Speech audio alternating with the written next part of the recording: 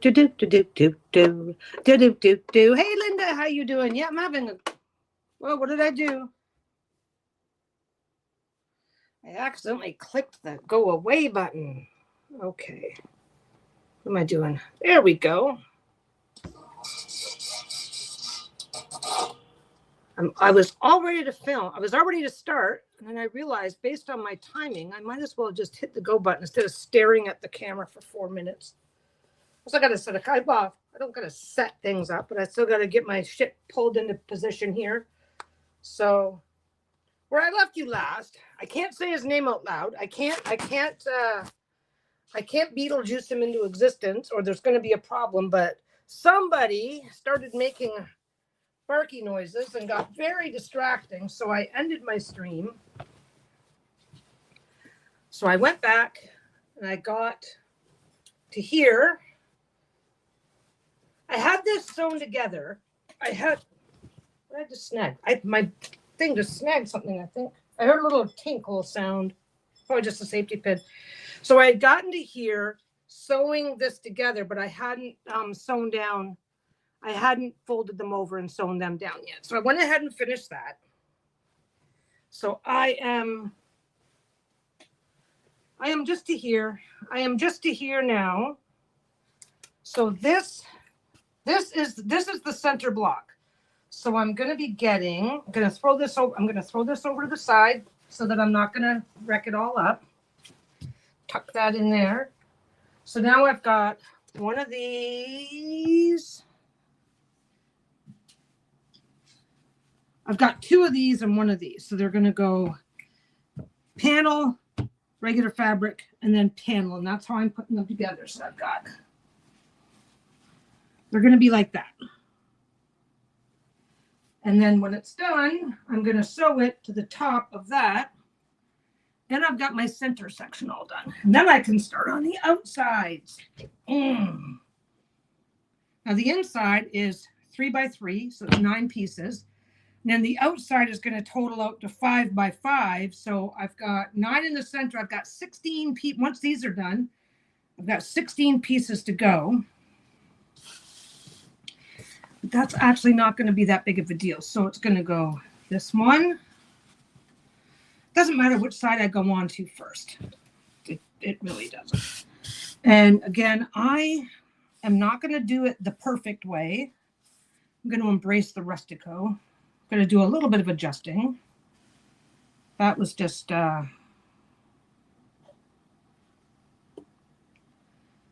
so this has already been quilted. This has already been top. These are both already been top stitched.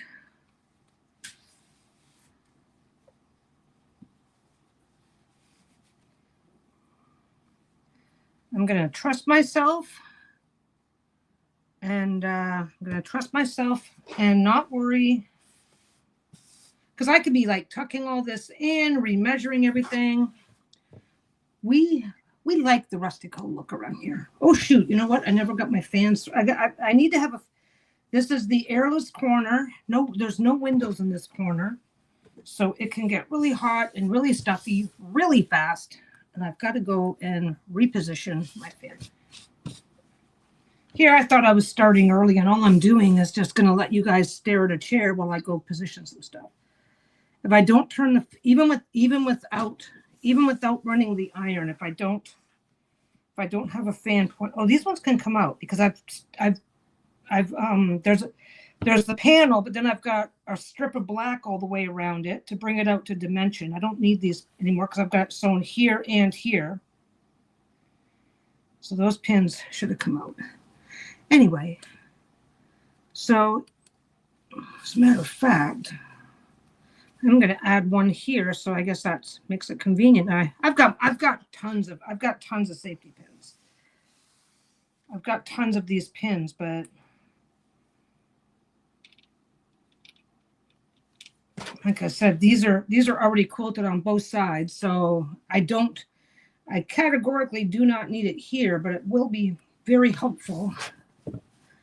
Will be very helpful to have at least one pin here. Maybe that's what I left it for. Maybe I was thinking ahead when I left them behind. I don't know. Anyway. Anyway, so I'm just connecting. I'm connecting these two. This is my particular way. There's a ton of ways to do quilt as you go. This is my particular way, and this is pretty much the only way I do it. Oh, there's a tiny pleat right there.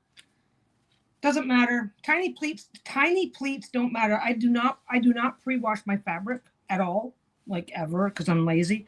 I don't pre-wash my fabric, so when this is done, it's going to shrink up a little bit. So a tiny pleat, yeah, there it is. That tiny pleat, nobody's ever going to. If you know, you can find it because you can feel it. But once everything's all crinkled, all on its own from washing and drying, you will never find it unless you are literally like trying. Like, I know there's a pleat, and I know, you're not going to accidentally stumble across that pleat, but it is, I'm not worried. It's not enough to, I can tell by feel that it's not enough to fix. Right? Hey, Brian. Oh, well, hello, and I'm sorry you can't stay, but that's okay. I'm not done with this. Basically, I'm doing, this is just getting the center area done, and then I've got 16 more pieces to add around the outside. I wanted this section done first to have it done because I'm me. So if you can't stay, you'll definitely be seeing this again anyway.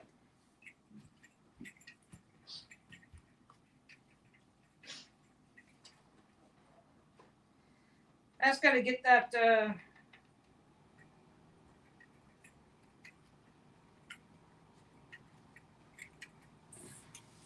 I have basically what we've been getting.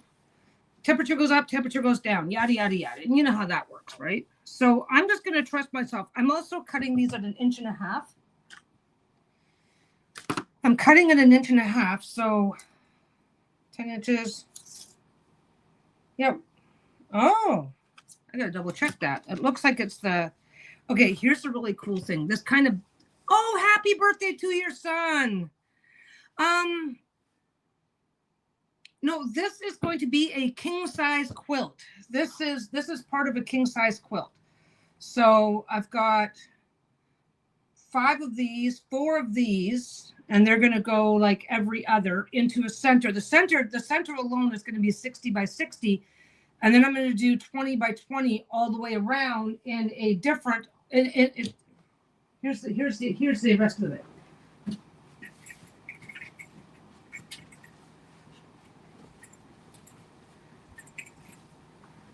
So this is part of the center.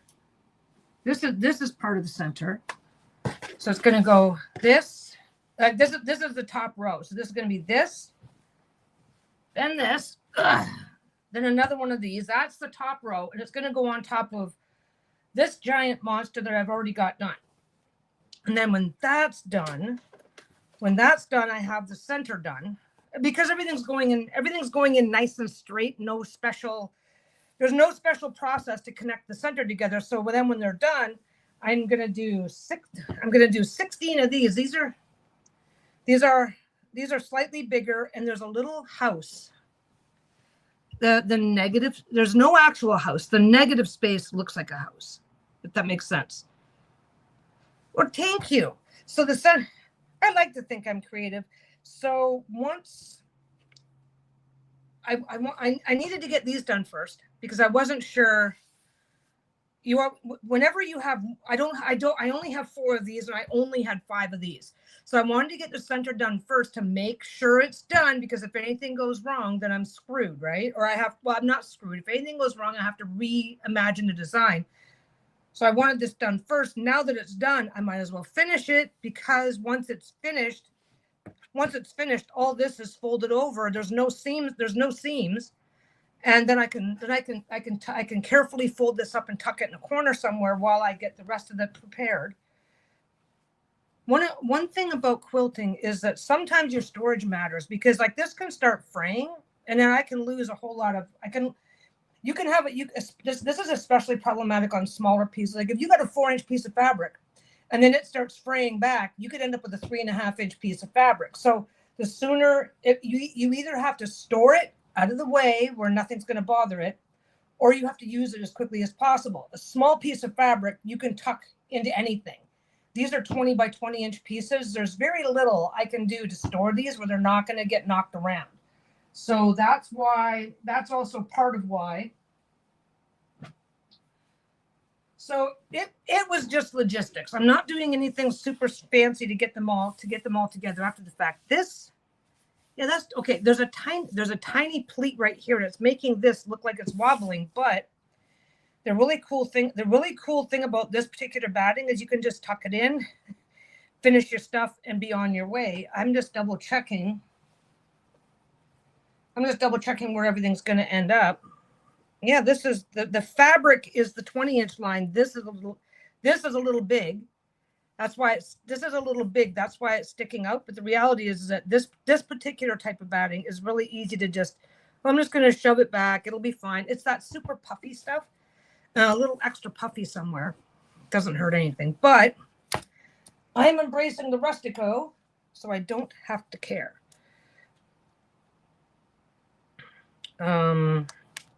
And now I'm cutting 1.5 inch. Okay. I'm measuring this. I'm gonna have 1.5 inches all the way around, because depending on this, people go as little as half an inch for this. But I wanted it to be able to fold over. These are huge blocks. I want to be able to fold over and fold over again, not have to worry too much. As long as it goes over this by 1/4 inch, you're good. Because, you know, seam allowance and all that stuff. So as long as it goes over by 1/4 inch, you're fine. But I wanted a little bit wider, because it'll look more, okay, a little bit wider will look more proportionate on such a big block, because every single one gets a frame. But this is how I do my quilt. As you go, it's there's another method where you cut everything proper, put it together, and then you use a piece to come over here and add I forget what it's called. It's not, they don't call it sashing. Hey, Crystal. Ooh, dinner. Yeah. I'll tell you right now, hanging out with me is the best way to avoid doing housework. It's awesome. I've also got, I cannot say Beetlejuice's name out loud, or he will come running in and barking. I'm not sure if I'm allowed to say the word he in the house either, because I think he understands that when I say that, I'm referring, well, as the only male entity in the house, when I use that particular word, he's pretty confident that that's who I'm talking about. Anyway, we were at the pet store, so I bought him a couple of TREATS. I can't say that out loud. I know I can't say that one. He knows exactly what that is. So I bought a couple of those, and the kind that means he's going to be at it all day. I bought a couple of those to keep him occupied. So if we get the last two live streams I've done, he princessed his way. Well, the one he was just a little bit whatever, and the one he was just a little bit. I want all your attention right now, which he's entitled to do. I mean, okay, it's good news for him, because I mean, obviously, I don't beat him, or I don't mistreat him, or he wouldn't feel confident doing it. But the last time he was just like, nope, I want up, I want this, I want that, I want all the things. Took him out twice during the stream. Wasn't enough. Still did it. So I got him a couple of things that he likes that should keep him busy, because I did give him a QAYG treat. I spelled the one word, then said the other, right?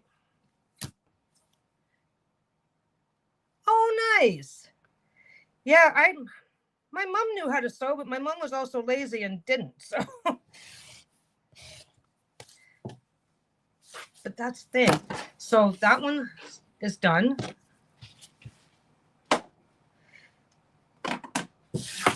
I just got to get that out of the way. I got to get this out of the way because I don't want to end up cutting it. So there's a way to do it. There's a way to do it where you, yeah, I took that one. There's a bit of a pleat on the back of this one too, but that's okay because that will come. I already repaired it. It'll come right out. I repaired the pleat, and then once it's washed, that crinkle effect will erase the rest of it. Anyway, Yeah, I like sewing. I forget what I was saying. Was I saying anything? I bet you I wasn't saying anything important. Anyway, I've got distractables for Captain Needy over there because he's gotten. It's kind of funny. Dogs pick up routines very easily. Well, I guess some do, some don't. Bruno, he does. I can't say his name out loud. Hey, Jenny, how you doing? Regional time zone. Wait. What? I saw some sort of a pop-up when I was starting this about regional time zones. What does you don't have to be deaf for sewing. I mean, honestly, it just depends on what you're making. There's no way I could make clothes. I don't have the patience for it. Learning to make clothes is a slightly different skill set. It really is. There's some differences in how it goes, right? I could not make clothes. I could not make clothes to save my life. I suppose I could make functional clothes. He will. He's going to today because I got him something. I got him a couple of special things that should keep him busy for a while. And then he'll be happy to leave me alone. I got him a B-O-N-E. I got him a B-O-N-E, but it's because he's got no teeth, right? He can have stuff like that as long as it doesn't have sharp edges and whatnot. I got him. I can't go get it. If I go get it, if he starts and I go get it, then I can show it to you. If I go get it now, he is very much ruled by his stomach. So if I go get it now, he will start now just because he knows about it, right? But we don't have to hide it, but we can't. Once we get something out, he's like, oh, well, gimme. Anyway, so what's this about regional time zone? It's morning for anyone right now. No, it's 3 p.m. for me. What's this about regional time zones? Has that got to do with some areas stopping daylight saving? Or is it something different? Is it now 11 a.m. for me and I just didn't notice? Yeah, I also got another one. We have to be really careful what treats we. Well, he's a diabetic. He's not allowed to have huge tons. So he's not getting the one. He's not getting the kind that are filled with stuff in the middle. He's not getting one of those kind. And they last for like years upon years. So he's not getting it. And it's his emergency. It's our emergency supply. Anyway, I also got him like a trachea. Because that doesn't sound okay. I guess it doesn't really matter which one. This is going in the center. So whichever side I put this on, I just have to remember that the next one goes on the opposite side. But I'm going to put one on each side anyway. So it doesn't matter. There is the pattern is easily done. Yeah, clothes are hard. That's why I like to sew drapes. It's easy, just straight stitches. That's all this is. This is just, I'm not doing anything fancy. This is all straight stitches.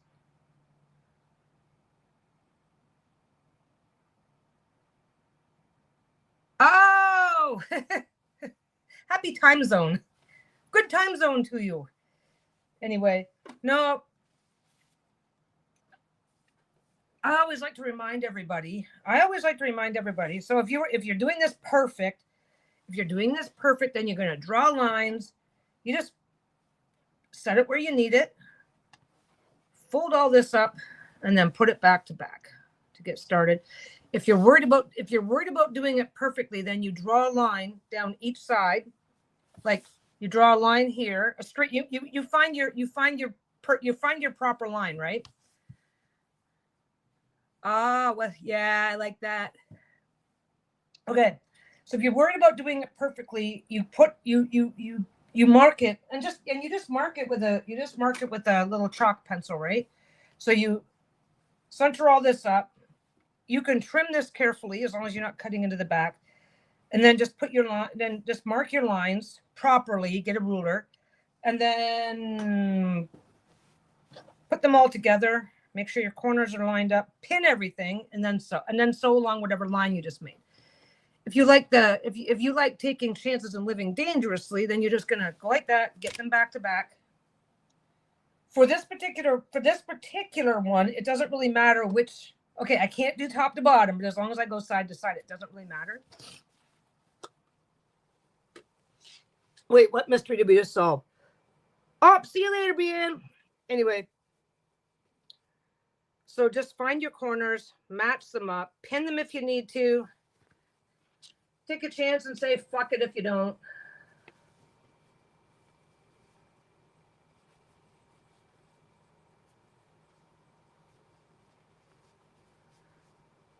This particular batting does have a tendency to catch on the things here, so make sure you take your time if you're using this type of batting, this really stretchy stuff. Just make sure that you take your time. Oh, that's a sewing pin. That's a safety pin just got caught. Safety pin just got caught. Yeah, you know what? I'll tell you right now. If you have an interest in sewing, then you can pretty much, if it comes to relatively basic stuff, anybody can do it. As long as you're not terrified of the machine. I have to redo this because actually I'm going to flip this over. I've got safety pins. I've got safety pins on this one because it's not sewn to the edge. And the safety pin hooked right here and caught, and I have to start over to get it sewn down.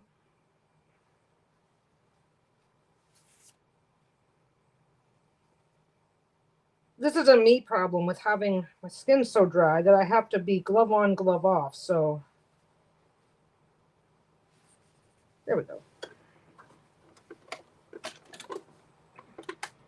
I have almost 2 months before I can get my good machine with the knee. Okay, machine is a machine, honestly, when you come right down to it, but my other machine has a knee lift, which is like having a third hand.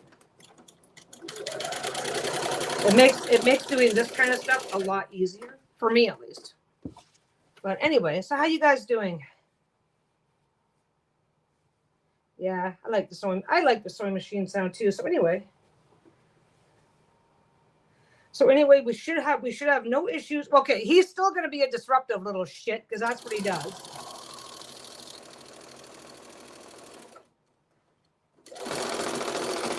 If you are embracing the rustico, then it's okay if it shifts around a little bit. That's also, if you're going to embrace the rustico, it's also a good argument for having. I can get this. I can do this as low as 0.75 inches, 3/4 of an inch. Oh, yeah, when a needle breaks, yeah.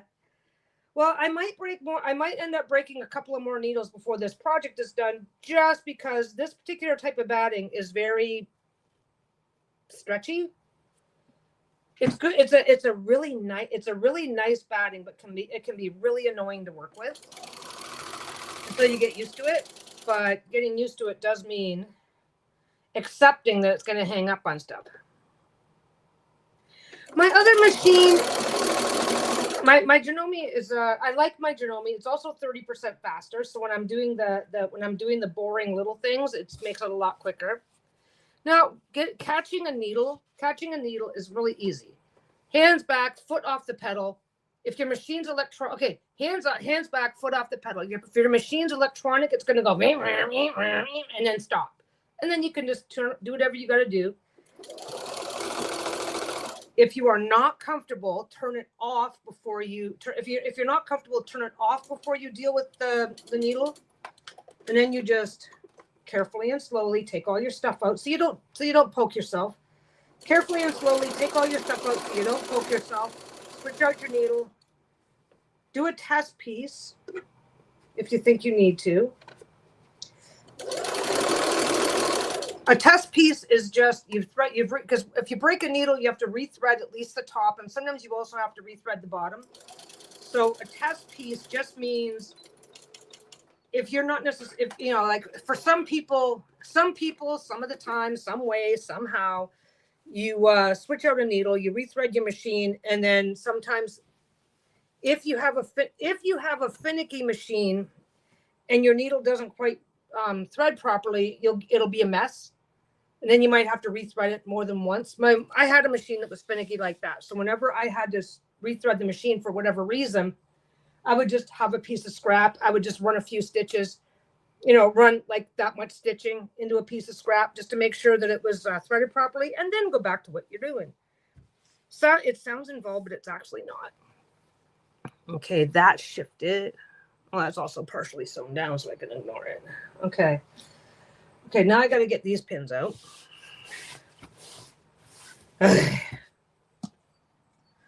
Anyway, no, the electronic machines have a sensor, and if they sense too much pressure, they make a fuck ton of noise because the machine's catching up with what's going on. They make it. They sound scary as fuck.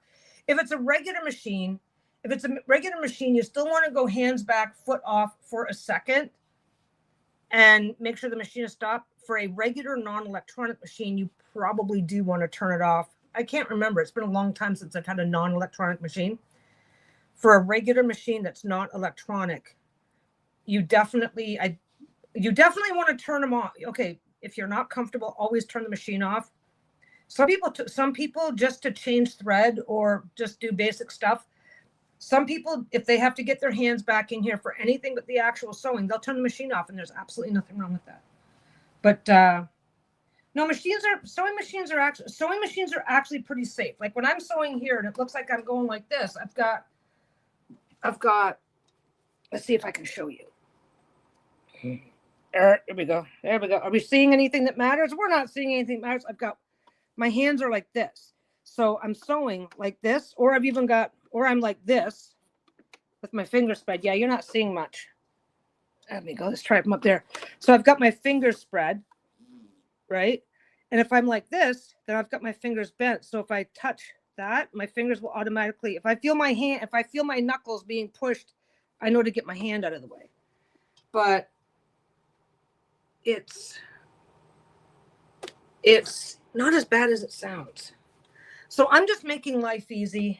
You can either do this, in whatever way that makes sense to you. If you're worried about if you're doing it perfect, if you want this to be as perfect as humanly possible, then you're going to fold this. You're going to fold that one out. You're going to fold this one out. You're going to iron it quickly. Finger press, then a light ironing. You don't got to go crazy, but you know, you're going to run it. Put my pin. No, I can do it upside down.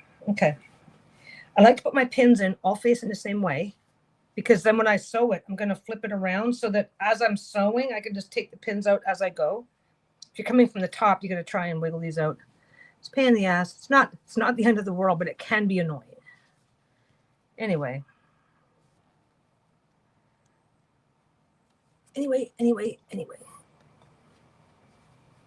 But no, sewing's, you know what? Okay, for me, the most intimidating part of sewing for me is that machines can get insanely fucking expensive. And I will tell you right now, if you're starting off just doing straight stitching without a whole lot of agenda on where you want to go, you can go to the nearest thrift store and get a halfway decent machine for $50-$60.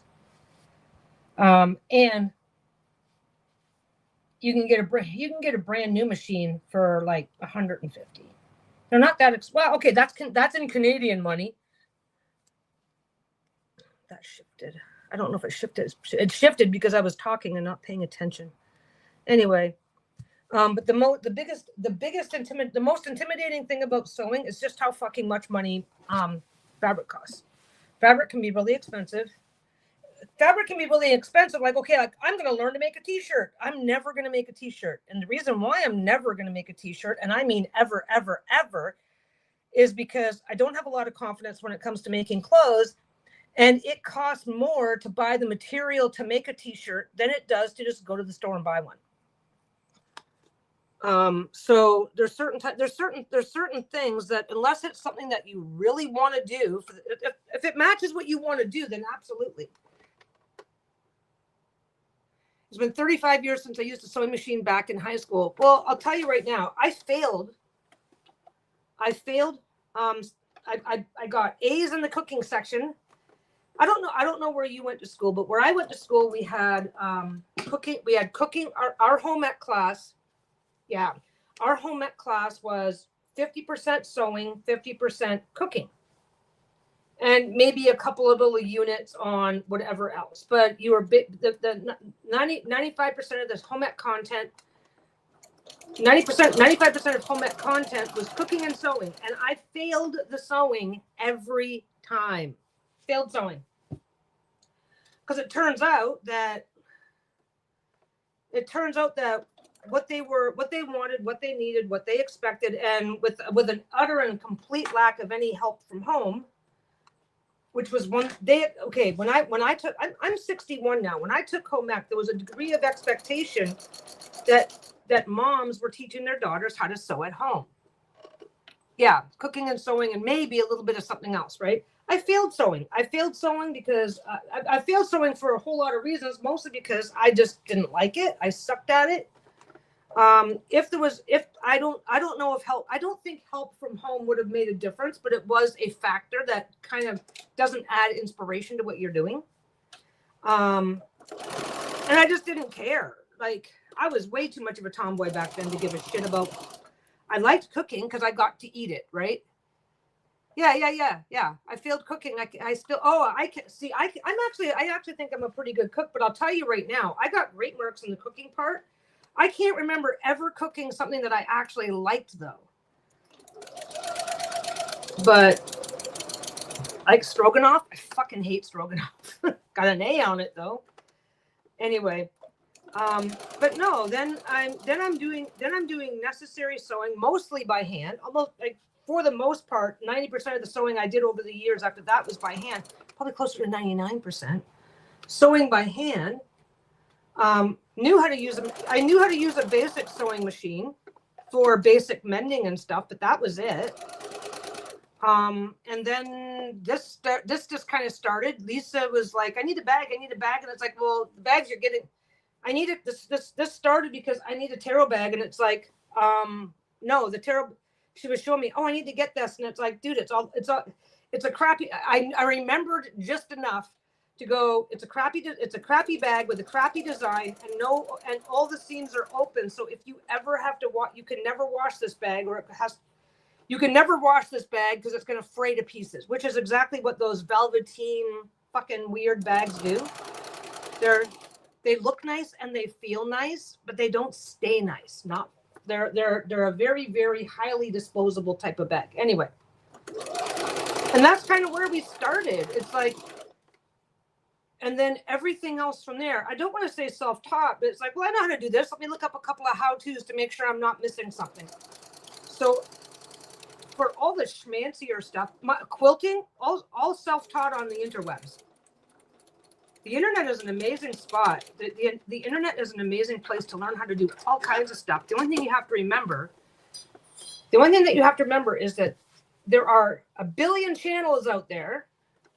And it's for anything. There's a billion channels out there, and there are some great channels out there that have got hundreds of thousands of subscribers, and the way they teach just doesn't make sense to me. So I went on to another one. Yeah, no, that's how I got started. Like, I've always enjoyed cooking, so I did well on the cooking part. But they had me cooking things I would never make in the real world, or just weird shit. Like, I mean, your very first home ec class is in like grade 6, where they're grading you on making Kool-Aid, for fuck's sake.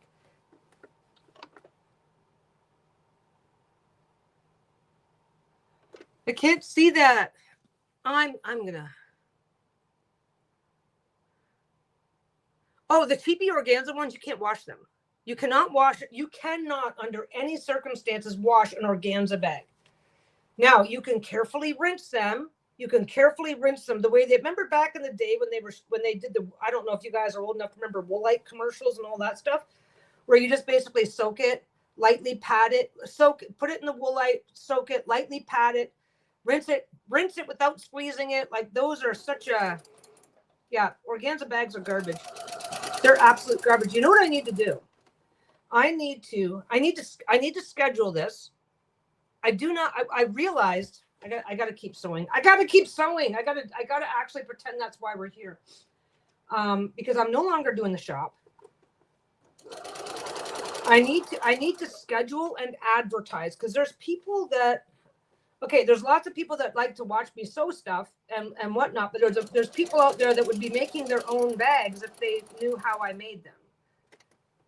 And what I should do one day, be more, what's the word? Yeah, in my home ec class, we made a weird thing called monkey bread out of canned biscuit dough. Yeah, okay, I learned how to make bread, and monkey bread's really easy. You just take a piece of dough, you dip it in butter, you roll it in some brown sugar, you throw it in the pan. There's about 1,000 different ways to make that exact same thing with a lot less work, with biscuit dough, with all sorts of stuff. But anyway, yeah, one of the first things I ever made in home ec was one of the very first things I ever made in home ec was, I believe, Kool-Aid and something. But no, I mean, we had our first home ec class started in grade 6, and I think we had one class every like 3 or 4 weeks. Then grade 7, but we didn't really get our hands on sewing machines until after that. Okay, so these basically, here's your earthquake time. God, if I knock this camera so much that if we ever did get an earthquake, you guys would go, whatever, Peggy, stabilize your camera. So yeah, so that's how that's done. And I don't know, for anybody who may wander in and see this where it matters, you can't, these two are not the exact same size. They kind of meander the tiniest bit. And that comes with practice. That, it's a little, this side down here at the bottom is a little tiny bit narrower than that side. And if I were to get the ruler out, yeah, it kind of meanders out. It's a little wider here than there. But when you're looking at it from back here on a bed, you're never going to notice. You are never, ever going to notice. Okay. Now that one's already been trimmed. So we're going to put that over there for now. I got to trim this one down too. I like to adjust the width of this depending on how big the fabric is. It's a lot easier to work with narrow pieces if you're only working with a piece that's that big. But once you start getting up to here, I don't think I really work with anything that's much bigger than this, but oh, I need extra pins. There's no extra safety pins here. Yeah, I better put a few in.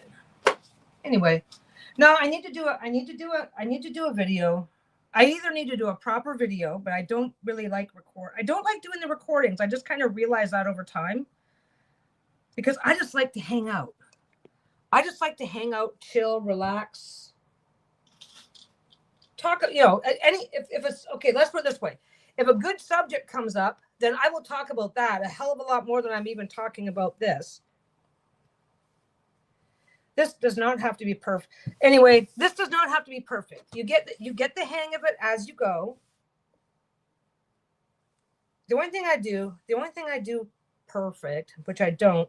Okay, this is not.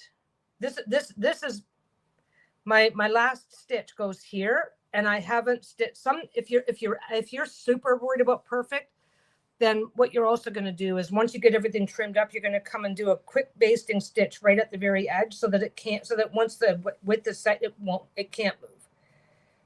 Come on, that's right. Anyway, but no, there's Peggy bag. Peggy bags are actually pretty easy, but I think what I need to do, okay, 2 things. I am happy to stop in the middle of almost anything and make a Peggy bag for anybody who happens to be around and would like to see how to make one.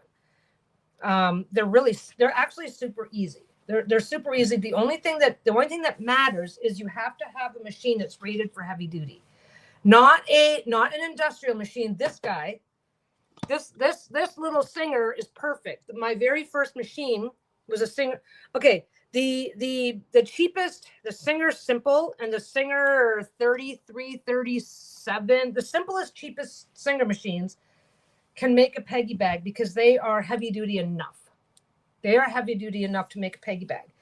The Bargain Basement Brother machine, I don't know about other brands, but the Bargain Basement Brother machine is not heavy duty and cannot handle, there's a fold that you do near the end, and you have to, and you're going through like 12 layers of, what is that? Wait. 2, 4, 6, 8. No, 2, 4, double, 8, almost 16 layers. Just because of the way things, because of the way things folded up, and no, 10 layers. They're because of the way everything's folded up. There's one section where the fabric is really thick, and a brother cannot get through it. There's a way to cheat it though. There's a way to cheat it, but the machine won't just punch through that fabric the same way.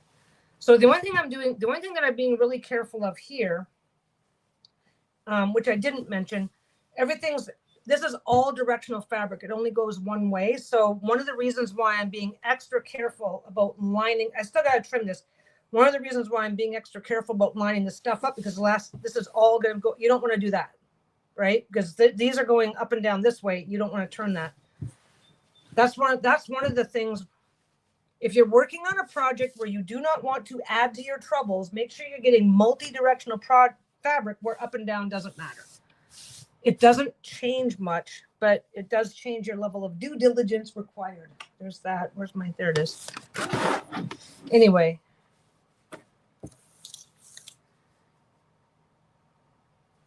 Well, maybe what I could do is 3:37 now. Anyway, if it's 3:37 now, maybe I can, if I have time, I'll throw together a quick peggy bag and show you how to make one at the end. And no, as long as people remind me and I have time for it, I'm happy to do it. No, I will not be butthurt if you have to go and you're not here. But if I do it, if there's a chance that I'm going to be able to do it, it'll be after this stuff is done. So if you happen to have to leave and then you remember to come back, just kind of go through to the end of the video. But what I realize is I do not have fun. I have fun pre-recording if I'm like doing it, if I do not like doing pre-recording if I'm by myself.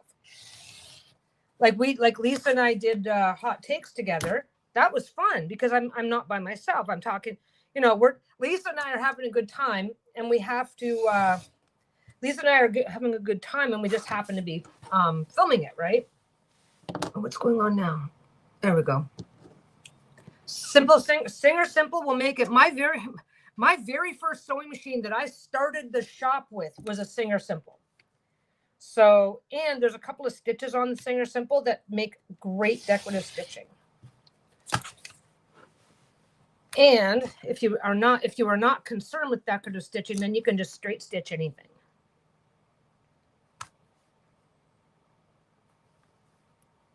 But I know I've got, you know what I should do?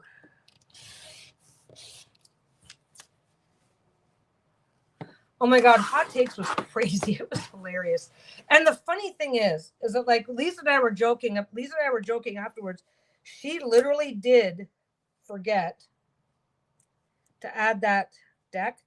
And she literally had been, it's like, it's that thing. It's like, because we were joking about, oh my God, now people are going to think you did it on purpose. It's like, nope, that's just what we do. It was hilarious though, because I'm like, I wander off, I'm petting the dog, and she goes, I need you to come back here for a minute. And I'm like, why? And she's going, this happened. And she's just like looking, not sheepish in a, I did something wrong way, but in a, I know you're going to tease me, so let's get it over. Mind you, she loves it when I tease her. She loves it when I tease her, but there's always a rule. We have rules. Well, we don't need rules. We do not need rules. We do not need rules because we will not, under any circumstances, we do not. The shit that we say on the shit that we say on the internet when we're joking, we say worse to each other when the camera's off. My gosh, she calls me a motherfucker all the time, but we never, ever, ever talk to each other like that when the mood is serious. We will never.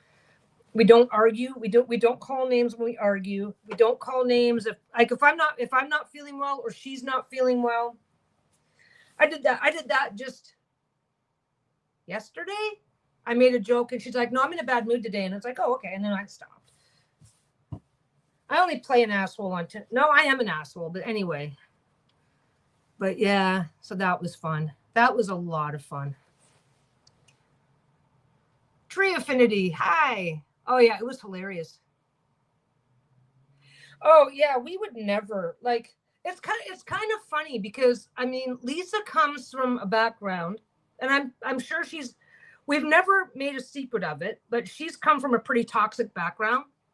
So, she's come from a pretty toxic background, and there have been people in her life who are, I'm just kidding, and they're not fucking kidding. They're just fucking assholes. But then again, here's where things change. She's like, hey, blah blah blah, and I'll drop something. It's like, what are you doing, you dumb motherfucker? And I will laugh. Whereas her previous partners who were toxic, they could do it, but she was not allowed to do it back, right? I mean, but no. When the mood is not good, when the energy is not good, if somebody's not feeling well, then that kind of shit just does not happen. Does not happen. Yeah. You know what? I mean, I think a lot of us had that kind of a background. Like my parents were the same way. Like my parents would make a joke, but if I joked back, it was like, stop being that way. So I think a lot of us come from a do as I say, not as I do background. Like, I mean, I joke about that when I'm telling people how to do sewing stuff, because I know what shortcuts I know what shortcuts are. Okay, let's put it this way. If I were making this blanket to sell, I'd be doing all the things that I'm telling you. Oh, do this. Don't do it my way. Do it this way. But the do as I say, not as I do energy, like it's it's depressingly common. But no, if I'm allowed to say it to her, she's allowed to say it right the fuck back. And my God, she's gotten so good at it.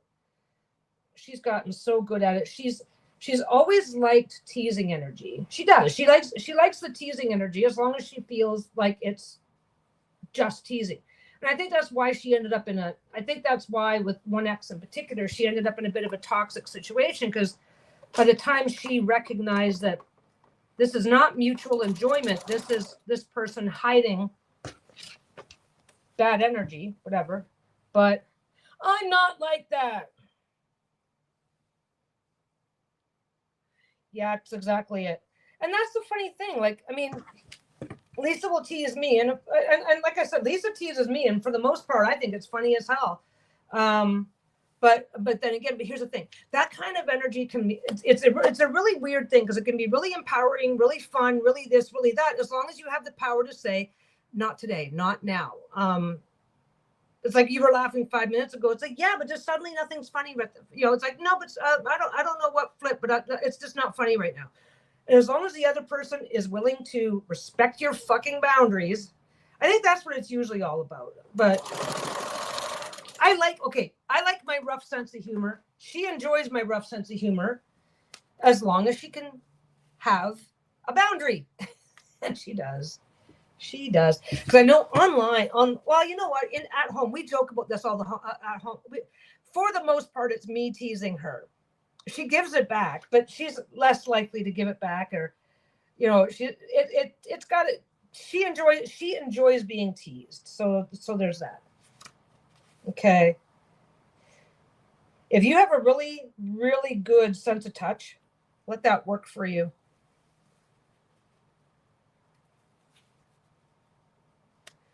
Humor is amazing medicine. And thank you for saying that, Tree Affinity. No, humor is amazing medicine, but it's only medicinal if you're allowed to stop taking it. You know what I mean? But I think we've all had those people. We've all had people in our lives. What? I'm just kidding. But what? I'm just being funny. Oh, I'm just teasing. You were okay with we've all had those people in our life for one way, through one form of gaslighting or another. I get away with not having to pin this, because I have a good sense of touch, and I'm not feeling this very well or where I want it to be. So my skin is insanely dry all the time. Like Sometimes I have to get up and moisturize. Sometimes I have to get up in the middle of the night and put moisturizer on my feet because my feet will get itchy from being so dry. Or my hands. Hands is fine, but getting up at 3 a.m. because you got to moisturize your feet. Yeah, using humor as a crutch to be an asshole is such a bummer. Absolutely. Absolutely. Like we joke that I'm an asshole. And sometimes I say things that hit wrong. And then I apologize and then I stop. You know what? I've even done it online. I've done it live on various content over the years. It's like, I'll make a joke and she'll go like, honey, not now. And she'll laugh it off because she knows she can, because she knows I'll stop. But I think what's really sad, and I don't know how to express this. I don't know how to express this without sounding like I'm some grandiose asshole, but I think it's really, really sad. So many people, how do I say it? So many people are like, so many people would be so, yeah, it's about motives. And maybe that's what it is. Because there's so many people that are doing this badly and being bad partners or friends or family as a result. And I was really, I don't know how to describe, you know what? I know better because this is the kind of crap. My family was a little bit more subtle and low key about it, but this is the kind of crap I grew up with too. Right? Yeah. Are you trying to help or trying to have just having fun or trying to ... And so many people do this badly. And yet, now here's the point. Okay, so many people do this badly that they end up causing more problems than they're trying to solve. But the reality is that there's only one way to do it badly, and that is to defend doing it. Is that the right term? If you make a joke at somebody else's expense and the other person doesn't find it funny, your job is to stop. Period. And stop. No questions.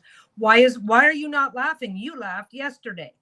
It's like, they're just allowed to not be amused today. They don't have to. Okay, I've got two big pieces on this side and I've got one piece on this side. So I want this to go through the machine with this on this side. So I've got less to roll up into the hole. The more you have, the more you have to roll up into the hole, the more awkward it gets. And the more likely that you're going to let's say that this folds under when I'm not looking. This folds under when I'm not looking because I've got a big giant pile to go in the hole and it ends up under here. I could end up sewing this to that, have a big mess to clean up. Hey, Cece, how you doing? I think the problem is I don't know how to express this. Okay, I make a bad joke. I say something. Okay, like I like to target people because I'm not. So I make a bad joke about Jenny right now, right this minute, and I make a bad joke, and Jenny goes, "Ooh, that's a little bit not funny, Peggy." And then Peggy goes, "Oh shit, sorry, Jenny, I will stop." And then I stop because I have enough self-confidence. I have enough whatever. Even if I'm not feeling self-confident, I know that there are times when I'm just not going to come across as funny. And so I'm a grown-up. I admit it. I back off and life goes on. If I were to make, like, I don't know, like if I were to say, I'm not going to try and invent an example because most of you guys I've never seen. If I've seen you in person, it's a single photo, and I don't want to end up saying something. But like, say I say, "Oh, blah blah blah, Jenny's so ugly," and it turns out that it's like Jenny's been having a bad day and doesn't feel great about her looks, and Jenny doesn't have to write me a book. Jenny goes, "Ooh, that's not very funny," and I go, "Oh shit, sorry, I'll stop," and that's the end of it. And people that are not, why is that not funny? Like, oh my God, that's not your fucking business, right? It's not it's like to say, "Oh shit, sorry." Like, all you got to do is say, that's not funny. I'm not enjoying this one. I'm not particularly enjoying that comment, Peggy. And it's like, Peggy's going to go, "Well, shit, sorry, I will back up." Yeah, I'm not teasing for superiority. I am teasing for mutual enjoyment. This is part of the healing of Tree Affinity says, this is the part of healing of witnessing your walk. You demonstrate your relationship with yourself. You have the self-worth and confidence not to be wounded by your own. Ooh, that's interesting. That's interesting to say it that way. Yeah, like Okay. If this is how I am going to be, I know that I am going to say, I know that I'm going to say things that somebody might be offended by. And it's like, if I think like, okay, like Jenny goes, that's not funny, I have to go. I'm going to email Jenny lately and say, hey, I'm so sorry. Obviously I touched a nerve. That wasn't intentional. I will not tease you again. I will whatever. I'm not going to come back and go, why would you be like that when most of the time you do this? And why would, I'm not going to interrogate somebody. They don't owe me a fucking answer. They weren't amused. End of story, right? I'm going to leave those in for now. Okay. So when you are tucking this back into here, some people, you can literally just roll the whole thing up if that's what works for you. I'm lazy and I just smash it up into a ball and ram it through, right? This is the funny thing though. It's like, well, I don't know if it's the funny thing or not. I'm very grateful that I've been able to learn this shit over time. I like to, the needle unthreaded itself. Sometimes that happens. Sometimes, you're moving stuff around. Maybe a corner of this caught it and gave it a tug. Needle threaders almost always stop working over time. Almost always. But while they do, enjoy them. Okay. Doesn't really matter which side you do first. I'm going to do this side first because that's where all those are. And I'm going to get a glove back on. Glove on, glove off is how I do it. But it's kind of, okay, don't forget. I mean, I'm 61 years old, but I like to consider myself a lifelong learner. So maybe it's just luck. Maybe it's just, I don't know. I don't think it's because I'm better than anybody else. That's the thing. And I think that's where people get it all screwed up because they're trying to prove they're running around with some flavor of chip on their shoulder. Oh, I've healed myself through humor. Therefore, you have an obligation to laugh at everything I say, even when I hurt your feelings with it. I'm proud of my sense of humor because, and it's like, that's awesome. That's awesome. But it's not about you, right? You're entitled to your son. You're entitled to everything you think, say, and feel. But when you're interacting with other human beings in the world, anyway, it becomes an interesting conversation. I think the biggest part of the conversation, and I was just on Reddit reading. I spend way too much time on the internet. I was just on Reddit reading this thing from somebody, and they're like, "This is what this person," and I don't want to.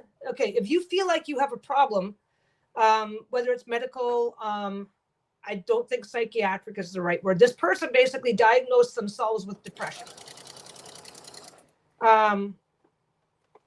Which is like, hey, if that's what you feel is going on, right? But then she came in. I had this interaction.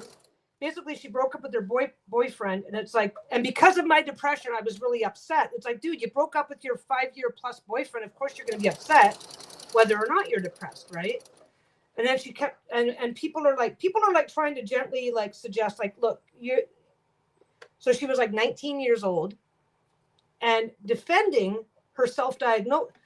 Okay, defending, this is how I feel, absolutely. Defending, I have self-diagnosed myself with this, and now any suggesting to the contrary is going to be rejected, and people do this with everything. And I'm saying this all ass backwards. I'm on my high fucking horse, can you tell? Yes, that's it. Being victimized by the fact that others are having a different experience than we expect or feel entitled towards. Yeah. Some people are victimized by the fact that other people are having a different experience than what we yeah, exactly. And I think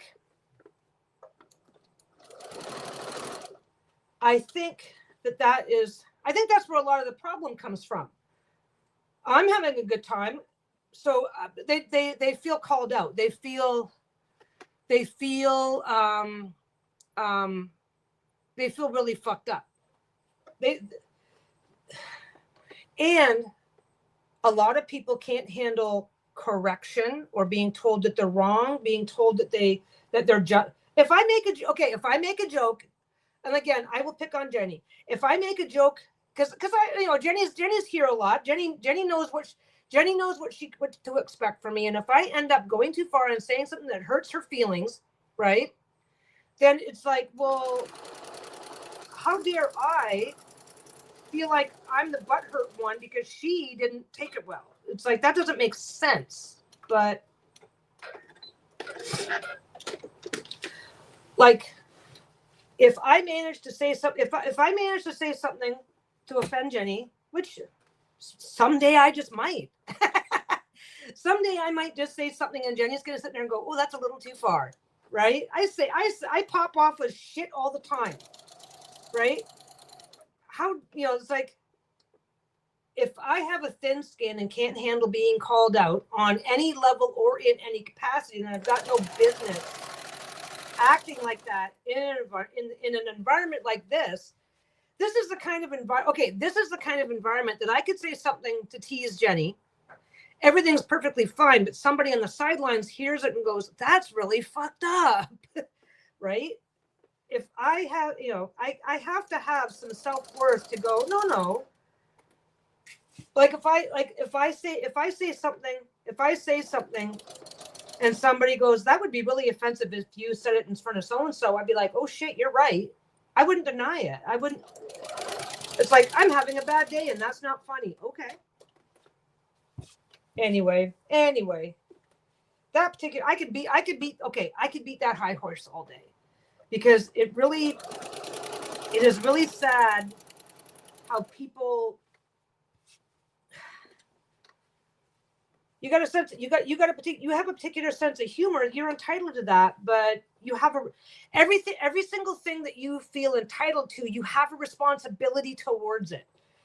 If I feel entitled to talk like this, the way I do sometimes, if I feel entitled to talk to my wife this way, I have a responsibility to make sure that she actually is enjoying it, that she actually isn't offended, that she actually has the right, you know what I mean? And I think we've grown into a society where everybody has a right to everything, but a responsibility over nothing. Have any of you guys ever heard of Charlotte Dobray?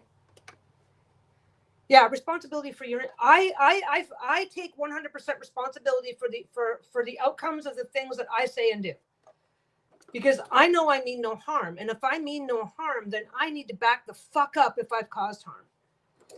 So yeah, I can say, hey, wife walks in. I don't know. There's some things that we only say, like, okay, like, she'll put something down and forget it where it was. Oh, it's over there, stupid. And she'll say it right back to me if I put something down, right? But if I can sense that she's having a day, say she made a bunch of mistakes at work today, I'm not going to make a joke. If she makes a bunch of mistakes at work today and goes, oh my God, I made so many mistakes at work today, I'm not going to go, oh my God, you're stupid. Ha ha ha, I'm kidding. It's like, there's no fucking way I would talk to her that way. I take responsibility. Have you guys ever heard of Charlotte Dobray? Anybody ever see her on the YouTube? She does mostly Am I the Asshole reactions and stuff nowadays. She's into a whole lot of things, but her YouTube channel is mostly her YouTube channel is a very, very much about, almost all of her content is about reacting to Am I the Asshole posts and stuff like that. One of the sayings, and I don't know if she made this up or if she heard it elsewhere, but it's like, everybody wants a village, but nobody wants to be a villager. And I thought that just, oh my God. Okay, now this, what time is it? Oh my God, I'm actually a little bit, no, I'm about right on schedule. Okay, so basically what's going on here, this is the piece that I've already done. This is the piece that I need to attach. So this needs to go in. This is going into the machine with the narrow piece on top so I can guide it better. But and again, do your big, if you want it perfect, do your big long line on both sides. I'm going to line up the corners and I'm going to take up my glove. No, oh my God, that's something else too. Is like, everybody's online now. Everybody is online now. There are, okay, like where I live right now, there are a few, we can get everything delivered through Uber. You can work online. You can have I got to put that on that side. it doesn't really matter which side I put the pin on, but I'd like to be able to, I already know which way it's going into the machine, and I'd like to be able to access it. So what I'm doing is I'm putting one of my quilting pins here because I've got I'm not sure if you guys are going to be able to see it or not. There's a line down the center where this piece meets that piece. That's where I sewed them together first. That's what I'm doing here is I'm going to be sewing both of these pieces together, right? So where those are sewed together, I just kind of want to line those up. And I don't care if it's perfect, but I want it to be close, right? Because then I can like mentally work this one section. As long as this section lines up, then I'm good. As long as this section lines up, then I'm good. I don't care if they're off a little bit. I really don't. Because if you're doing it the rustico style, if you're embracing the possibility that things may not line up perfectly, then you may have this off. You may have this line and this line being off by like 1/4 of an inch, and nobody's gonna know. Anyway. But yeah, I line these up so that I line these up because sometimes things do pull, things do tug, things do shift. So I line these corners up because then see these two are kind of sectioned off now. That one's by default sectioned off. I could if I wanted to. I could if I wanted to come along and safety pin these two together, but it doesn't matter. It's going in the machine. And if you really have strong feels about it, this is a 20-inch stretch, right? If I really have strong feels about it, then I can put a couple here and a couple here, or just use regular pins. Where's my glove? But I'm gonna do the truss fall. I've mentally and physically blocked this into 3 sections, so I'm just gonna work each section separately. Now, I'm also though, and by the way, yeah, oh my God, kids these days lack so many interpersonal skills. It's fucking crazy. It's absolutely nuts, the things that they don't know. But you take somebody through some of their most formative years, declare a COVID epidemic, and then lock everybody in the house for 5 years. I mean, that is the outcome of a very shitty. Okay, now I'm gonna leave these safety pins in, which means I have to really take my time. And I've got pins at the corner in the next one. So I'm just going to flip this up. One of the things that you don't want to do is you do not want to get down here and start like creasing shit up. So as much as I'm manhandling these big piles of fabric, my elbow is here because my arm is here, but I'm trying not to lean on it and do that stuff. Combined collective trauma, toxic families with diminishing interpersonal skills from internet living, and we have a living nightmare for any kind of relationship. Absolutely. I've got to blow my nose and I'll be right back. He doesn't care today. Oh, I got Kleenex today. Wow.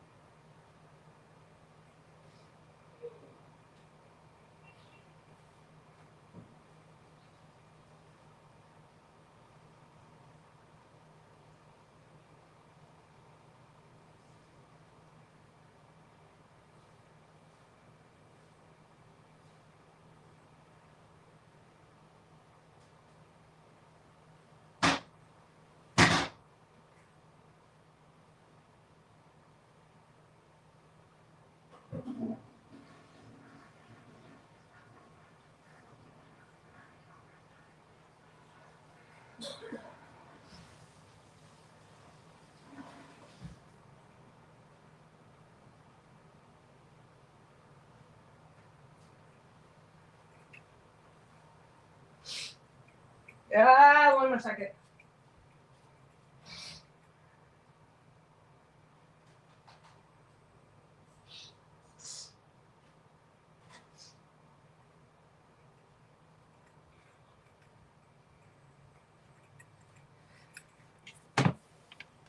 I snuck in a quick pee while I was back there. I think one of the things No, I can't imagine. I think that's the problem. Lacking, okay, and even lacking interpersonal skills isn't, and maybe my perspective is a little bit different, because I think what we've replaced a sense of personal responsibility with this insane level of entitlement. So it's like, well, I think it's funny, take it or leave it. It's like, okay, bye. And then they can't, why don't I have no friends? Well, because you turned into an asshole. And because you lived for 5 years, because you've previously, up until now, lived a life with little to no accountability, you don't understand what accountability or personal responsibility actually looks like. And I think that's where it gets really messed up. So, but I don't know, like Reddit, I kind of, if you go look up the "Am I the Asshole" in Reddit, if you want to be quietly horrified, go look up "Am I the Asshole" on Reddit, because a lot of the stuff, like, and it's fucking crazy. It's like people going into there and they are like, oh, this happened and this happened. So am I wrong for this massive overreaction? And people are like, no, of course not. Yeah.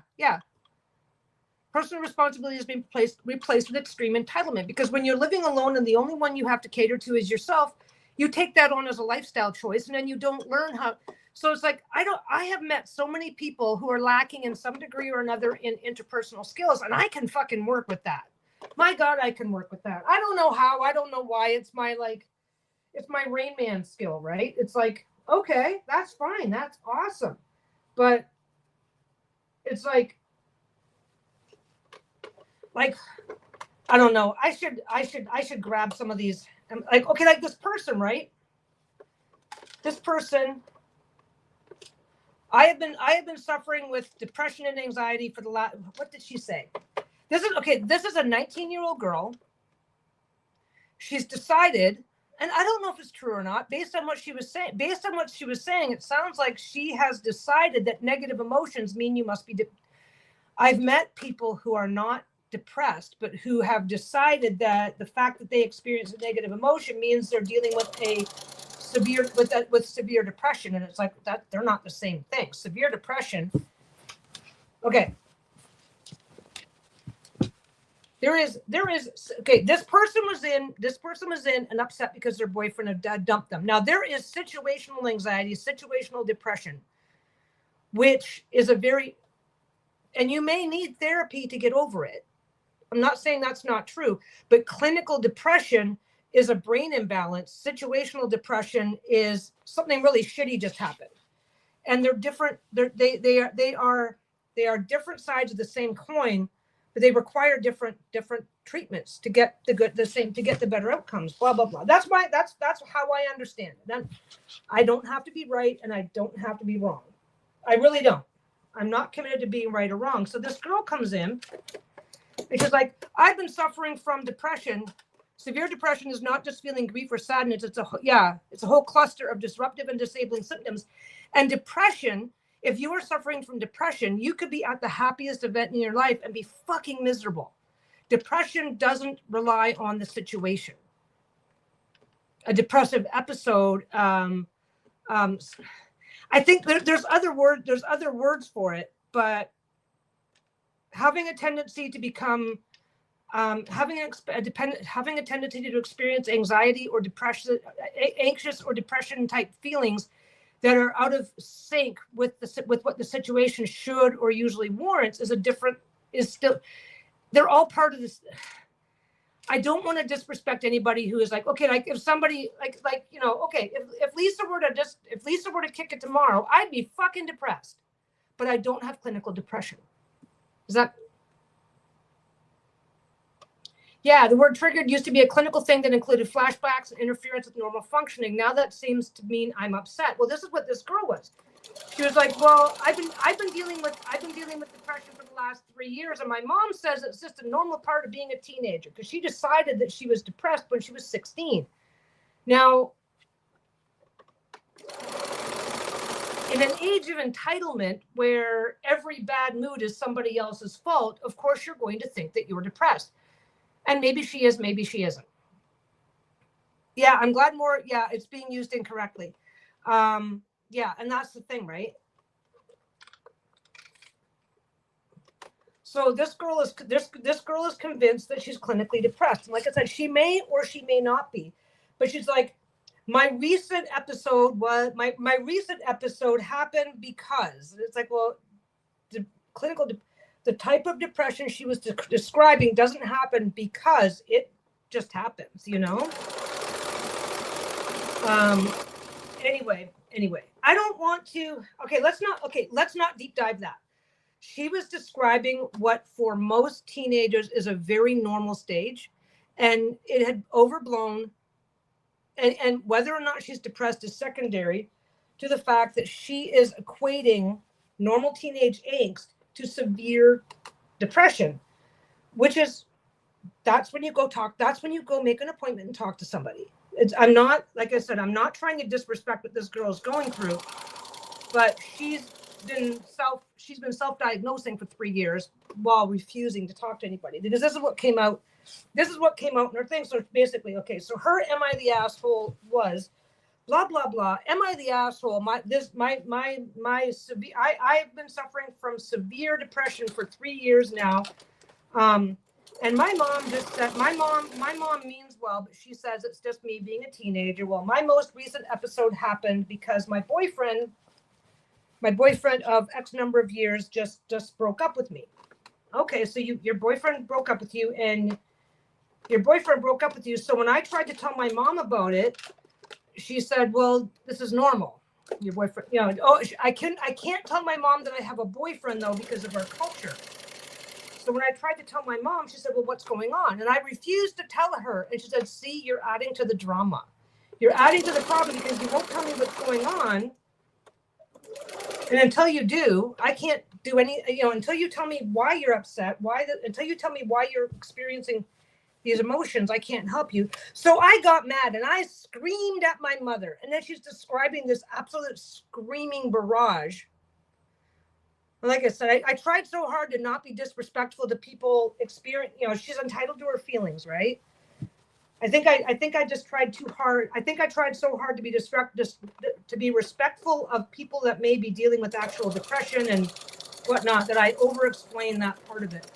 So the entire punchline is that she screamed at her mom. She threw a screaming fit at her mother because you don't understand, you don't believe me, you don't this and don't that. And then later I heard my mom crying because of it.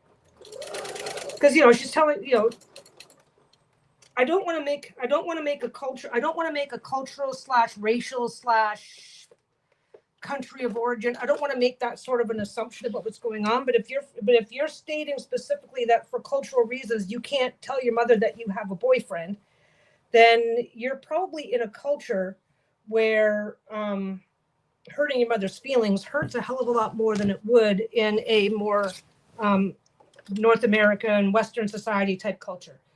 So my mom was crying. Was I the asshole? And everybody's coming in. Your mom deserved it. Your mom was being this. You're not. So she was getting about 50-50. I just read this last night, so this is like a bad springboard for me. She was getting about 50-50. Some people were coming in and saying, like, look, like, you sound like you're just dealing with some regular teenage stuff that's complicated by the fact that you really can't tell your mom why you're upset. Everybody, you need to go talk to somebody. And she's coming in defending, oh no, I've been clinically depressed for years now. And it's like, you said in your post, you haven't talked to anybody. You need to go see, I can't afford it. You need to go talk to somebody. Oh, I don't need to. I already know what the problem is. So she loses, her relationship's over. She's having a very normal response to that. But because she has decided that she's got one level of, she's decided that this is what I've got going on.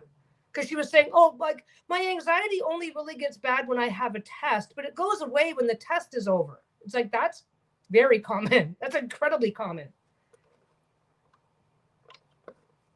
If you're suffering from anxiety as a medical condition, the feeling doesn't go away no matter how you do on the test, right? But could you benefit from therapy? Yeah. So it's like, so, and I was just watching, and I was just reading this, and it's like, this girl is extremely entitled in a way that's not helping her, she's young. She's young, and she's made significant medical decisions about a condition that she's never had confirmed. If she is dealing with depression, she needs to talk to somebody. You know what I mean? Like, but the entire gist of her post was not about that. The entire gist of her post was I wrong to scream at my mother to the point of driving her to tears? And she was still in tears the next day. My mother, and then she's defending herself in the comments. My mother has always been toxic like this. It's like, your mother is, without a diagnosis, your mother has got the most reasonable take on the situation. Like, you know, like, I don't know.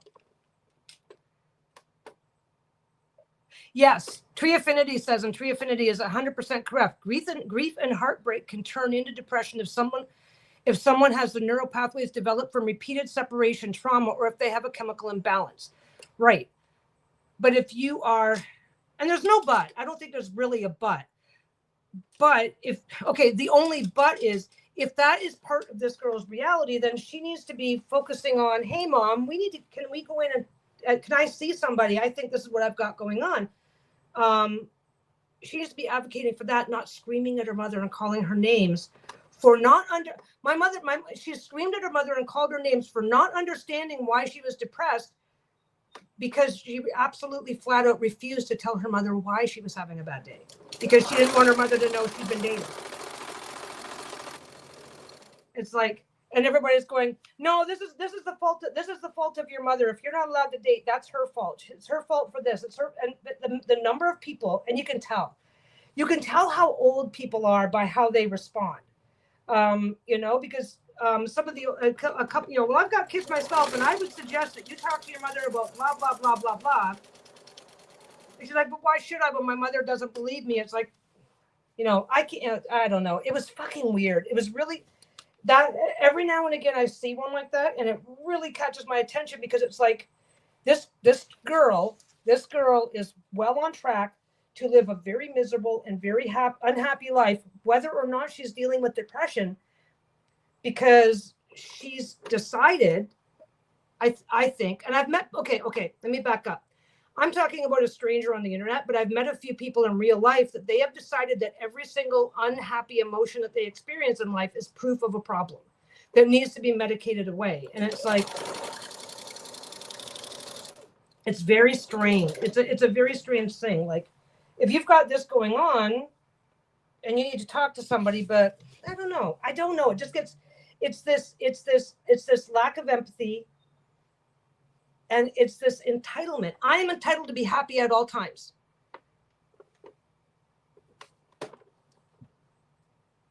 Okay, wait. Yeah, that's the scary part. Having to ask if it was right to scream at someone. Yeah, the girl has no empathy. The girl is so focused on the girl. Okay, my opinion that really, regardless, okay, whether or not this girl is dealing with a mental health situation, which she may or may not be, breaking up with your boyfriend of 5 years when you did not want to she got dumped, right? You know, my boyfriend of 5 years broke up with me, was kind of how this whole thing started. It's like, you're describing incredibly normal feelings. They suck. They totally suck ass. But you're describing very normal feelings that she now wants to blame away. And it's like, but they're normal feelings. It's normal. But your level of entitlement and lack of empathy. And by her responses in the post, because she was arguing her points over and over and over again in the comments, which is that's why it caught my attention. If I see a post like this on some place like Reddit, I'm going to go, well, we don't have the whole story. So based on what you said, it's like, your mother had no idea what was going on. You probably should apologize to her. And your emotions sound very normal for the situation. So if anything else is remaining, you should talk to somebody. Very normal, very common.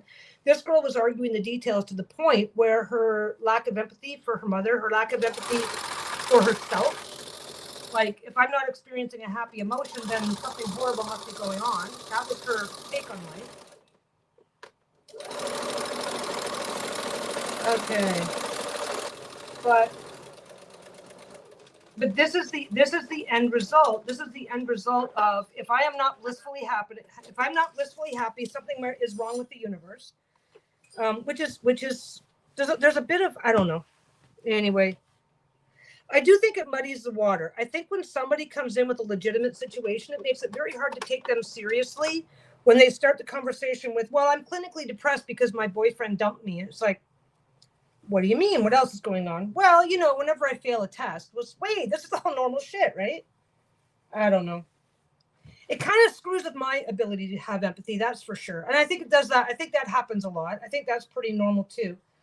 Like, I do have sympathy for her situation. Whatever she's got going on, she's clearly not having the conversations or getting the help that she needs. And okay, so this has got to get flipped over, and I want the 20. There's a 40-inch and a 20-inch. I want the 20-inch side on this side,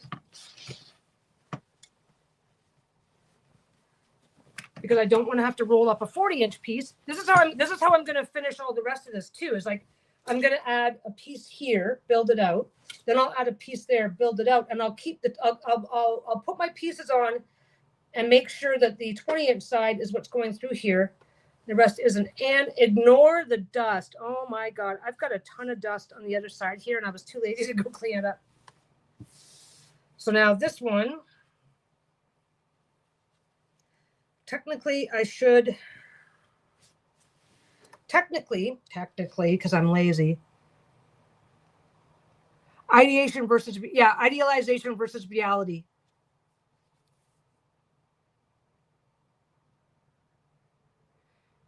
Yeah, you know what? It's entirely possible and it's entirely likely that the mother was lacking in empathy herself. So that's absolutely a thing, right? I want to go back and read what Tree Affinity said, because I missed a lot of it. Grief and heartbreak can turn into depression. Empathy is key. That's the scary part, having to ask if it was right to scream at someone. And that's the thing, because when you go into a place like, when you go into social media, there are people on social media who live to get that, to get that train wreck going just a little bit faster, a little bit harder. There are people who live to go, oh, you were absolutely right, you should have done this, because like look at some of the shit people do. Hey, why is that one all off? It should still be on. Okay. There are people who live to watch the world burn, and it's fucking crazy. So it's like, bad advice. I'm not gonna pin this, because I have to go all the way across. By the time I pin it, it's just not going to be worth it. But this piece here still full. Oh, you guys can't see it. This piece here still folds up. I didn't safety pin it down, so I'm going to do that one first. These ones are crisscross, so they're sewn to the corners. They can't come up, and that one's still got. I can't tell if it's got a safety. That one's got no pins in it either. So I'm doing this side first and getting all this down. I don't always pin this stuff. So let me finish what Tree Affinity has to say. More to the story than meets the eyes. Always. The thing that really caught my attention about this particular post was what the girl was saying when she was anybody who said you need to get, anybody who said you're describing something normal, so you need to talk to somebody. What you're describing is actually a pretty normal response to rejection. So you really need to talk to somebody and sort out where the depressed. I don't think anybody said you're not depressed. I don't think anybody said that. I think of the comments that I read, a lot of them were saying this situation sounds pretty normal. So you really need to go in and talk to a therapist and sort out where your depression is and where normal circumstances are, so you can get a proper diagnosis based on what you need. That was the comments that I said, but she would still come in and go, no, I've been depressed for years. Like, she was still arguing that no, my reaction to my relationship ended is definitely abnormal. She would not believe that being really distraught over losing this relationship, she would not believe that it was normal to feel this way. She thoroughly rejected that idea. Yeah, it's not the teenager's job to know she needs therapy. It's her mom's job to suggest it. I believe in that, but I don't. because kids can really fucking mask shit. Kids can do an amazing job of masking if they think or assume that they're not going to. Kids aren't adults. They don't have the same experience of the world. So if they can take, kids can make a lot of assumptions that are incorrect. She did mention the culture that she lives in. So I don't think therapy and stuff like that is common in her culture.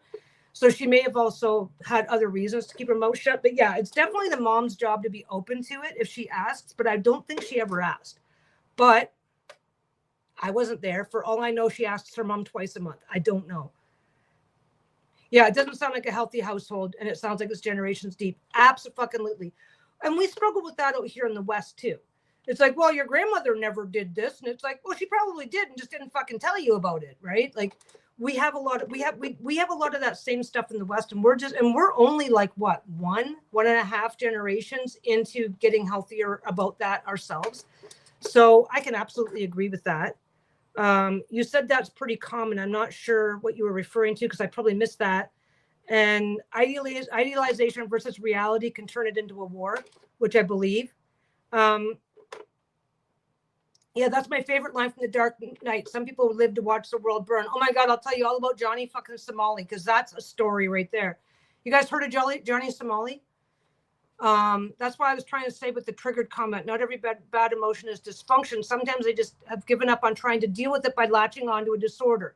Yes, this is what this, okay. And like I said, the story goes deeper than that. There's always more to the story, but it does sound like that's what this girl was doing. And the internet was backing her up on it without question, without, there's also a thing called trauma bonding. Oh, I had a bad experience once. You sound like it's just like me. Oh, when I was in your situation, I wish I'd done A, B, and C. So egging each other on in terms of they want to watch the world burn. They want some self-validation for shit that they've been through. There's a whole lot of reasons why people would be not necessarily giving thought out. Reddit's not the place to go to get a well thought out, discerning answer in the first place. But yeah, this girl did sound like she was doing that. And it's really unfortunate because it sounded like she was looking for validation. And, she was looking for validation by any means necessary versus saying, Mom, I need to see a therapist. Mom, I think this is what's going on. Oh, tree affinity. The mother said it was normal, though, which can be dismissive, especially if there's a pattern of lacking empathy. What the mother didn't say, no, that was what I was saying, is that a breakup of a relationship, being extremely upset over the breakup of a relationship can be normal. That was me saying it. She was super, super upset, super, super freaking out, super everything. Her mom goes, oh, my God, what's wrong? What's going on? Are you okay? And she refused to tell her mother what the problem was because, well, in our culture, we're not allowed to date. So she refused to tell her mother, well, I've been kind of dating this guy. And he just dumped me after 5 years. So I probably talked in a circle and gave the wrong idea, tree affinity. But no, part of the reason why this blew up and she went running to Reddit for advice was because she felt like, I don't know whether she is or isn't. I don't know how her family or her culture works. She didn't say where she's from. She didn't give a lot of details. But because we're not allowed I couldn't tell my mother why I was upset. And my mother was saying, oh, well, you're just being a moody teenager, because she wouldn't tell her mother. She refused to tell her mother anything about what was going on, which depending on the culture, dating in certain cultures can be like really dangerous for girls. We don't know what that situation is. If that's what the situation is, it's like, dude, you shouldn't even tell your mother that you feel like you're depressed. So there's a glove. But no, that was no. Like, did you hear how many words I made? I went on my high fucking horse. So no, me saying something wrong. But yeah, that was part of the situation, was that her mother's like, what's going on? I can't tell you, but I'm really depressed and I'm upset. And this is, well, why? What happened? Well, I'm not telling you that. Well, if you don't tell me, this is what she was saying. It's like, my mother's like, if I can't tell her why I'm upset, then she can't help me. And then when I refuse, she said, you're just being a moody teenager, which unfortunately, if my kid is having a complete and total fucking meltdown and then says, well, why are you doing this? And refuses to even try to talk to me, I'm going to make assumptions. Right. But no, it was probably my brain fart. Like, okay, let's ask the group. Did Peggy talk in a great big giant fucking circle and probably confuse everybody? Yes.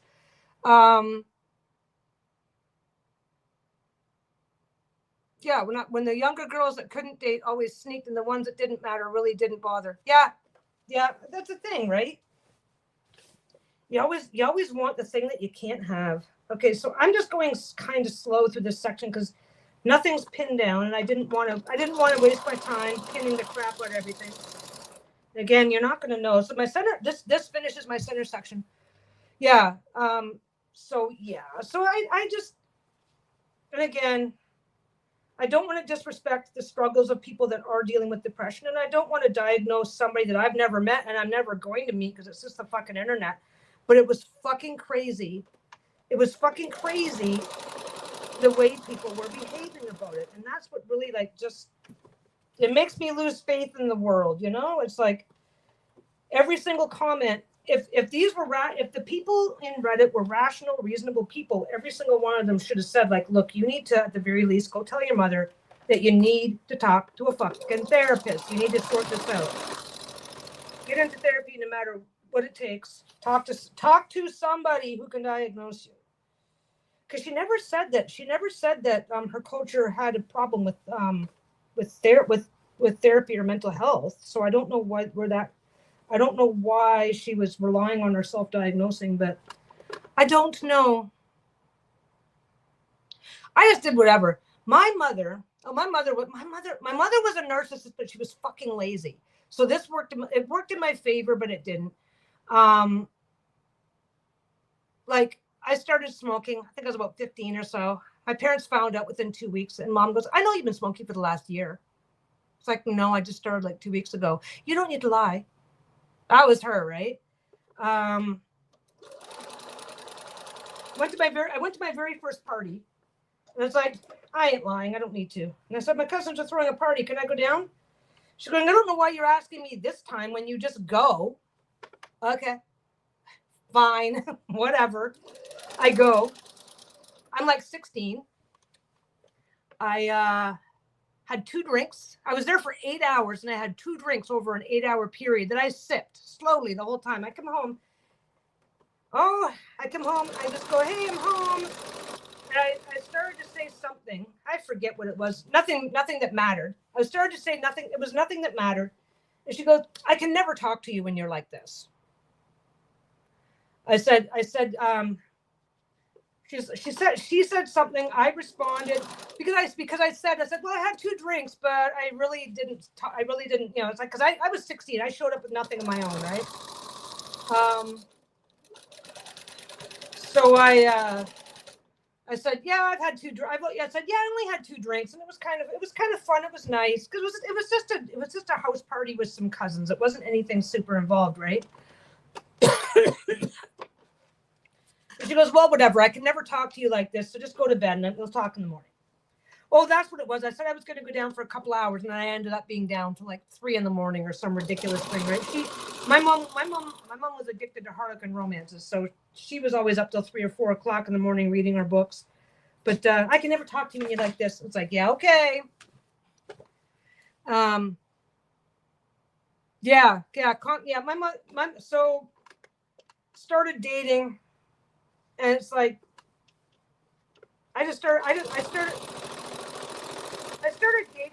dating probably around 16.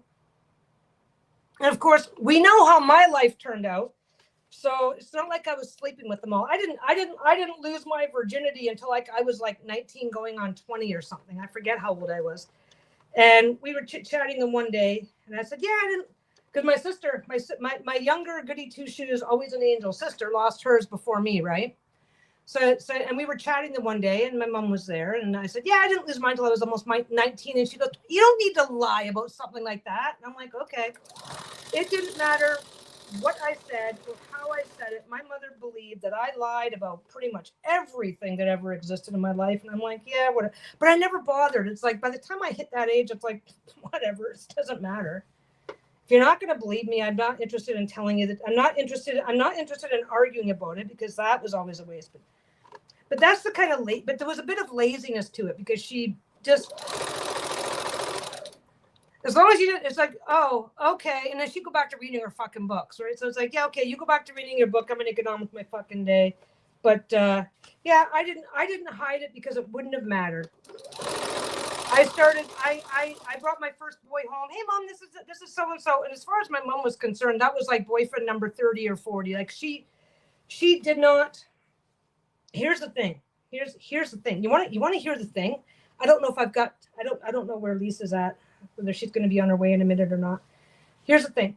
I looked very much like my mother. And it turns out that my dad wasn't my dad because I took a DNA test for funsies a few years ago and found that one out, right? My mother was, in short, my mother had a baby out of wedlock that she gave up before she had me. Then she had me, and like I said, got the confirmation that, oh, guess who's not the father? So we've got that going on. So my mother, for one, my mom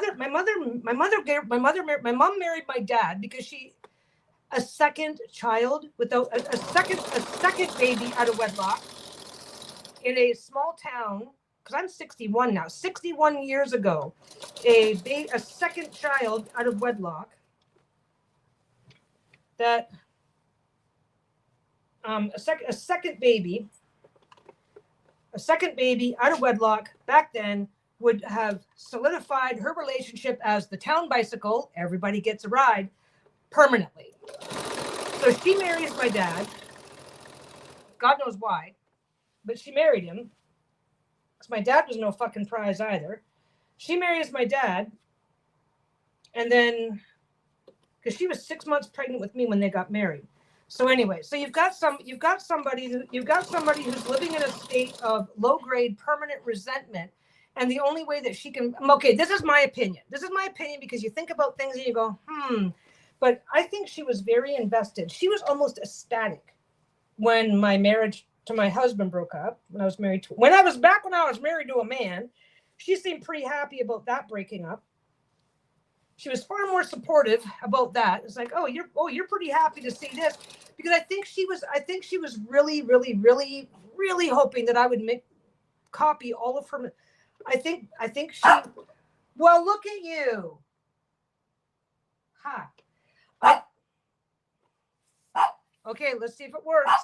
But I think that her hindbrain or whatever. I don't think she was ever conscious of it. But I think she was really invested in me making the same mistakes in life that she did, so that it could validate her existence, if that makes any sense. I have got a Bruno, what's that called?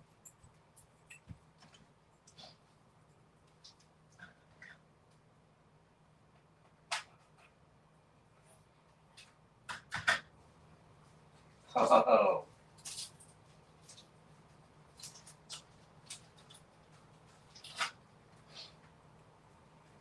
Whoa, he's losing his mind now. Come here. I've got a Bruno repellent. What's this? Can you guys? Oh, you guys can't see. Oh, let's see.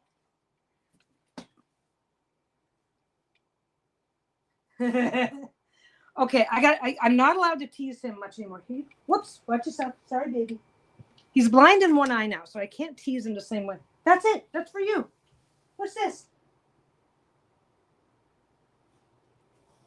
Are you kidding me? Look at this. Look at this. What is that? Yeah, we'll put it right there for you. He's like, I don't know. That's it. Ah, the jerk. But anyway. There you go. Oh, there you go. Can you guys see him? I don't know if you guys can see him very well.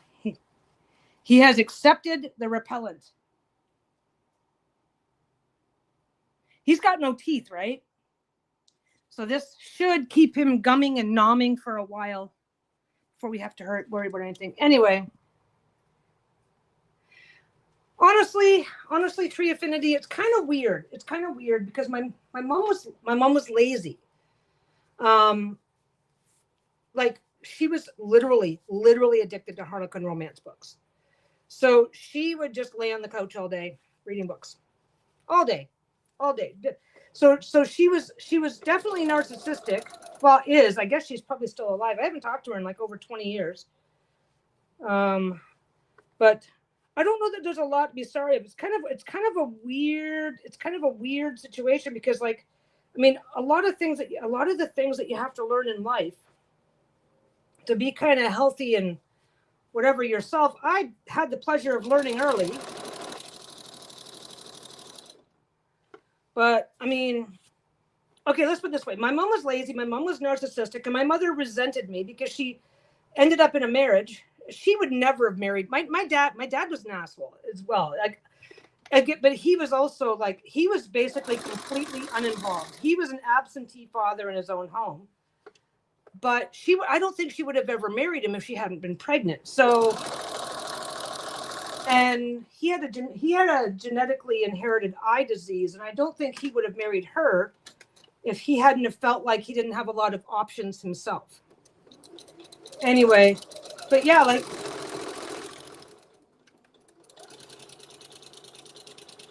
my mom was lazy. She was like useless. So, but because she was lazy, she kind of just like, she made her little pronouncements. She made her little pronouncements to feel better about the shitty choices she made in life, and then left me the fuck alone. So, whew, for a split second there, I'm looking down, and for a split second there, it looked like these were upside down. They're not. Look, it's fine. I did it right. I'll get this up in a second. It's kind of the thing. Like, I mean, I'm 61 years old now. Surrounded by a lot of family growing up, which turns out I'm not related to any of them.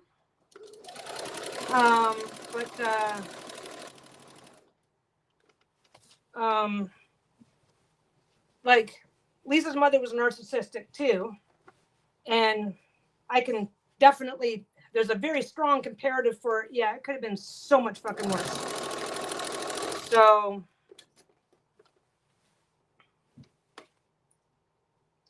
it's kind of validating actually, because there had been a family rumor for years. My mother dated my Uncle Larry, and then dated my dad.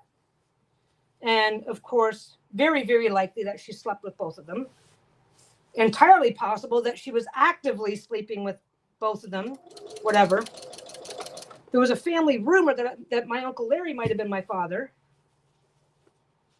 So that was, I guess, okay. I think everybody in the family was kind of like, well, okay, we don't like, because it turned, okay, once I became an adult, I found out just how little respect the family had for my mother. And that's how and why I ended up hearing about the family rumor as to who my daddy might be. Well, which explains why they accepted me, blah, blah, blah. But turns out that I'm not his either, because I'm not even a Van Kunen. So that was, I don't know, that was very validating on some, it was validating on some levels, but because because the situation as it existed meant that from an emotional whatever level, I grew up a lot sooner. So like Lisa and I talk about that sometimes, a lot of life's lessons that people are learning in their 30s and 40s, I'd already had that down by the time I was coming into my 20s. So, silver lining, every cloud has a silver lining, that kind of crap. So, let me check for pins. I got to make sure I don't snag any of those. Because I've never snagged a safety pin or a sewing pin into my quilt hems before. Never. I would never do a thing like that.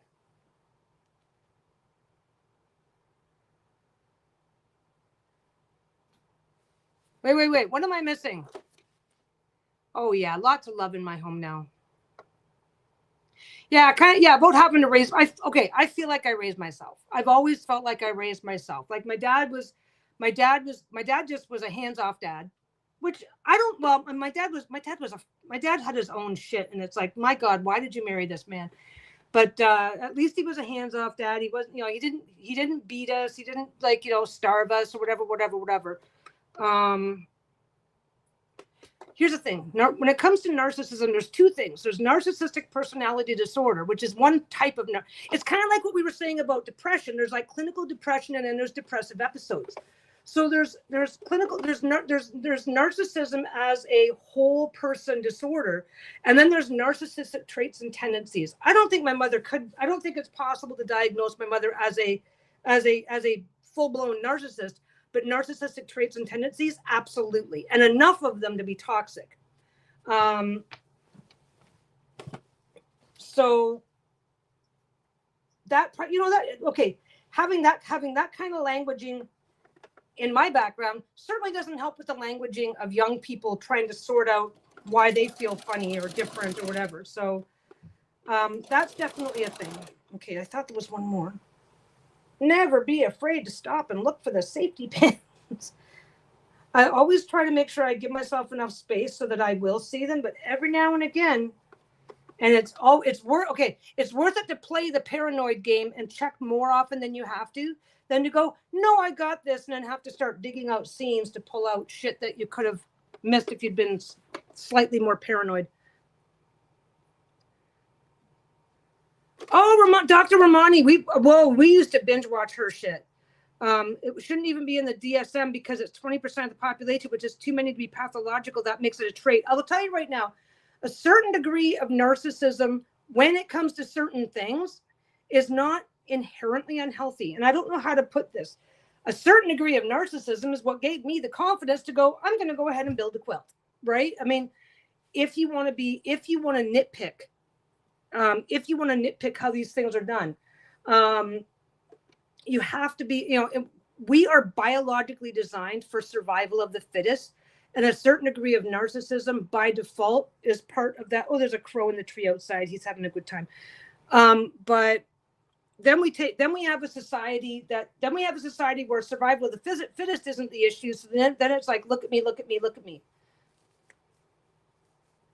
Narcissism all the way down to the person level is a trait, not a pathology. Oh, yeah, I think Lisa and I are good for each other. Yeah, narcissistic traits are intrinsic to the human experience. That is not toxic on its own. It's vital for, and this is the thing, like, my mother had some grandiosity.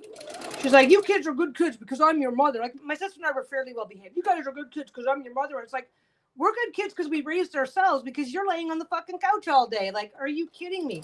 But she needed the validation of being thought of as a good mother because she was... Okay, I don't know how to express this because I have no problem if anybody right now says to me, I've had 20 sexual partners and I've got 3 kids by 2 different dads. I have no fucking problem with that. But 61 years ago when I was born, that was not how it was done. If you've had 1 or 2 partners, that can be forgiven, but God forbid, don't have a baby, blah, blah, blah. And I don't know how to express this. If everybody in society says, if you do this, you're a fucking problem, and you do it anyway because you just don't give a shit, then you are a problem by the standards of the society in which you're living. Like, my dad used to grow pot. Okay, so what? Well, he did it 50 years ago. No, you got your treat. No, I'm ignoring you. We have to work. He was growing it 50 years ago when getting caught was a guaranteed 20-year sentence in jail, and he did it anyway. Now, so it's not about the activity. We've dash. Eat your treat. So you have to wait because I'm almost done and I'm not stopping for you. So it's like the personality that grows pot now, the personality traits of a person that grows pot now is like, oh, I just want to smoke a little pot. The personality trait of a guy who is willing to take those kind of risks, oh, if I get caught, it's 20 years in jail, is a very different personality trait. Yeah, we live in a culture steeped in narcissistic values. Oh, fuck yeah, pick up a magazine. If you don't look like this, you're not pretty. If you don't weigh this much, you're not pretty. If you don't weigh 110 pounds, you're not thin enough. But here's a recipe for chocolate fucking cake. We thrive. Our entire society thrives on that. Look at you guys. Oh, you guys are really pretty quilt, Peggy. What, It's like I'm making the quilt for something to do. I'm filming it for something to do, and I'm sucking up the admiration. Of course I am. Now it's not narcissism. Okay, but like I can tell you the story of the narcissistic person I knew who hopped in a fucking plane and flew to the UK on a tarot tour just to get likes on the fucking internet. So it's like, yeah, Lisa's sister. Shh, it's a secret. But no, it's like enjoying intention and believing it's your birthright and you're this and you're that are two different things. Of course, we all enjoy positive attention. That's normal. But there are people who don't know how to go. There are people who have no healthy ways. They don't know any healthy ways to get positive attention. So they manipulate and grasp and scheme and do whatever they need to get attention that they will then tell themselves is their due. I am owed this because it's attention. It's the attention that I want. So it's like, I don't know. We definitely value narcissistic traits in a way that has become socially and societally unhealthy. Yep. Well, you know what? A narcissist will spin any attention as positive attention. If you ask a narcissist,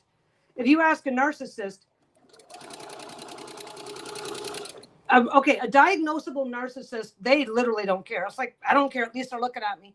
The narcissistic traits types, of which we have way too many in today's society, the people with narcissistic traits, they will display this negative behavior, but they will spin it in their own minds as positive. Well, no, there's nothing wrong with what I just did. You're just jealous. It's like, okay.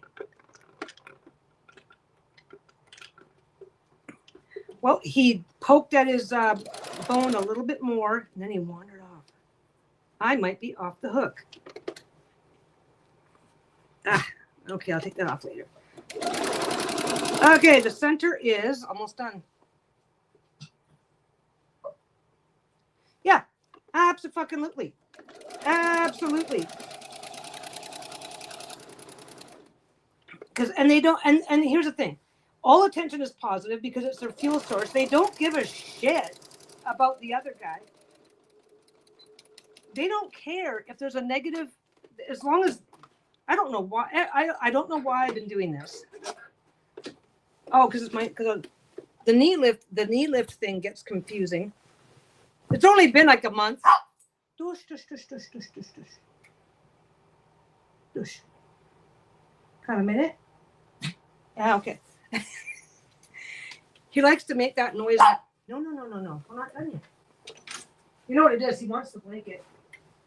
Okay, where are we at? This is our center. No, you're being a jerk. Don't be a jerk. Just give me a minute. Okay, that's the center. That is, and all of this shit glows in the dark. Lisa's going to be able to read by it. So, this is now going to get folded up carefully and put away. Not forever, just until the sides are done.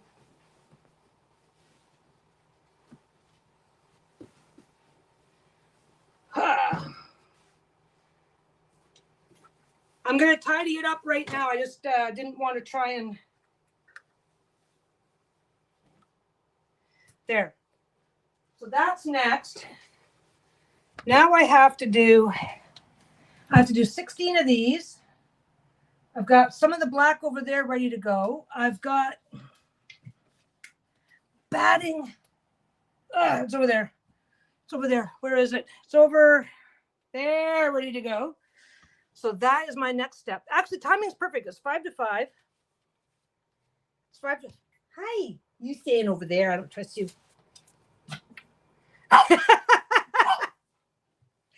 It might be okay. If I do one for the interwebs, I have to wait and see. I've got one of my own that I'm doing. And then depending on what I've got left. Come here, baby. Come here. Where's my... Oh, there's mine. Okay. Here's my plan. Well, I see you, but I'm going to ignore you, you little monster. Okay, so this is all about mushrooms, right? That's Lisa's. I don't think I'm using that anymore, so I can put that away. Okay. Okay. This is the next one. I'll show you guys the next one because I can. So the next one is, come here, Buggy. Come here. You want up? You have to wait. He is just over here smiling at me. Flowers and moons and botanicals. So, no, come here. Come here.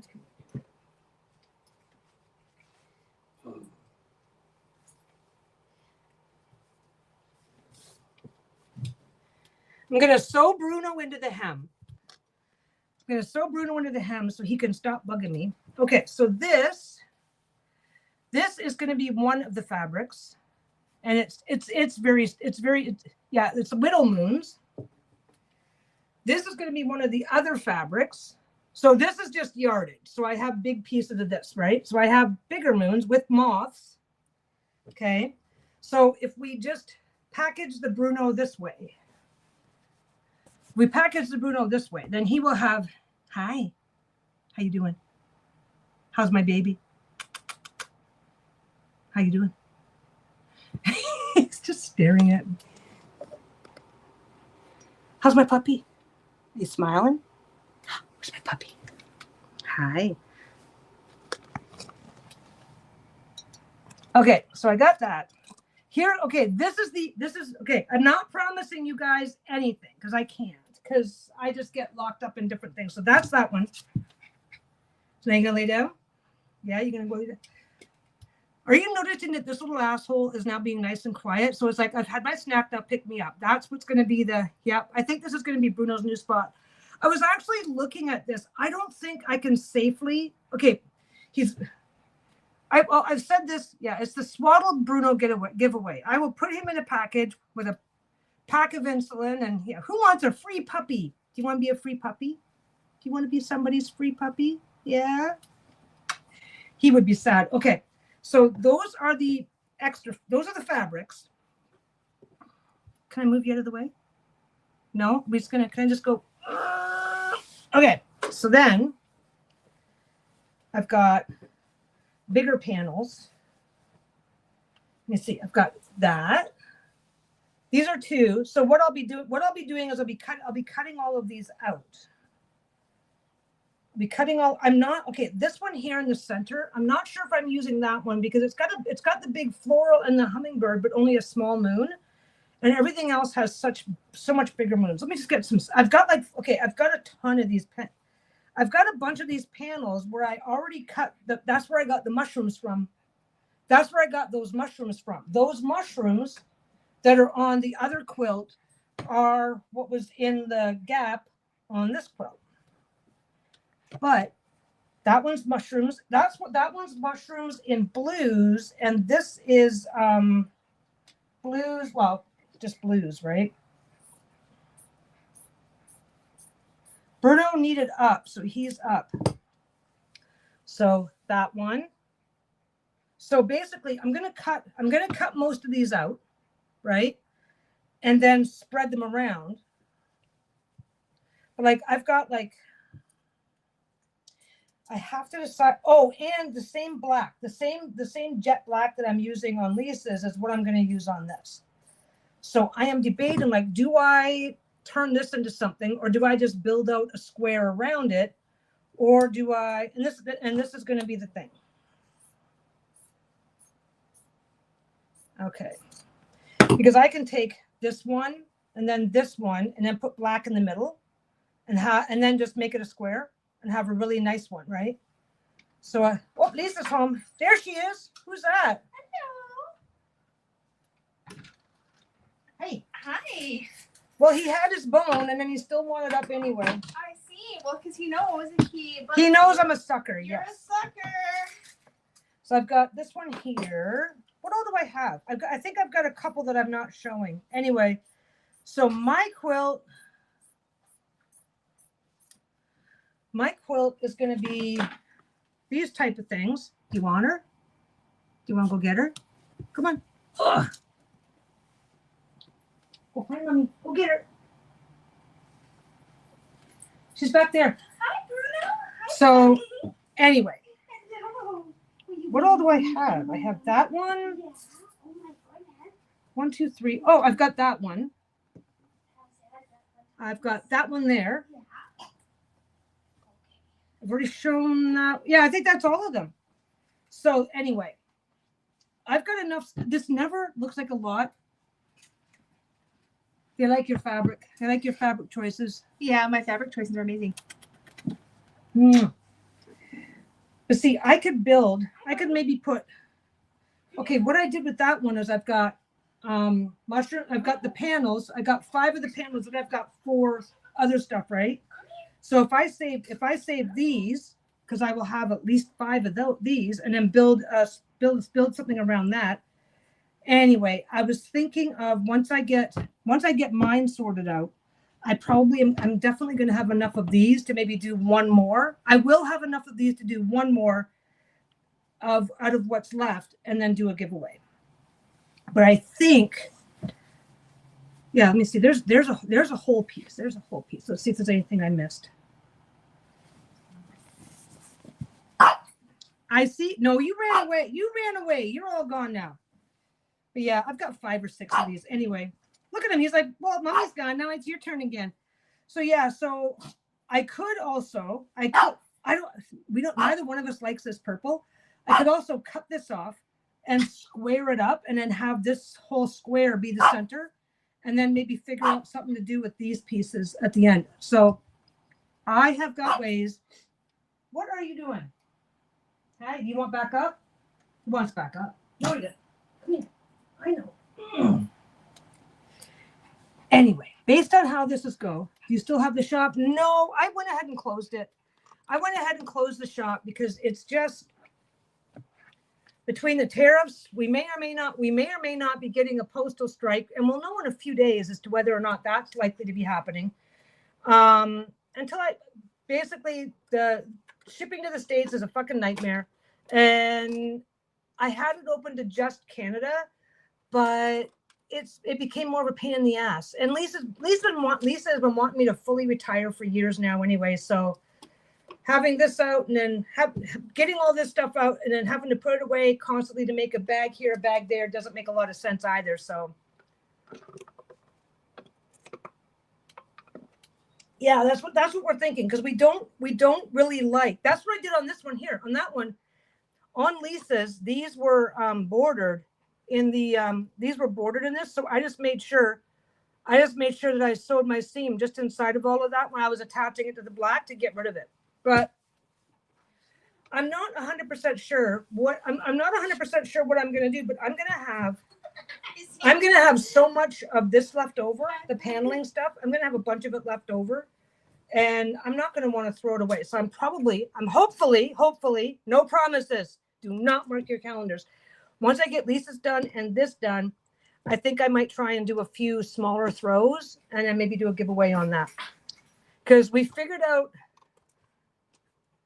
yeah, and so the fucking everything. The tariffs actually are not bad now.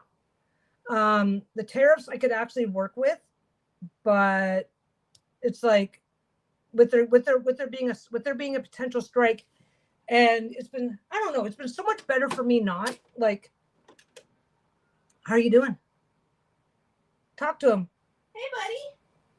He saw me holding his phone too, and he watched me for a minute. Everybody just gets to look at the back of his head, though. Oh, Bruno. Now people get to see some of the front of his head. There we go. You can just look at the puppy grin.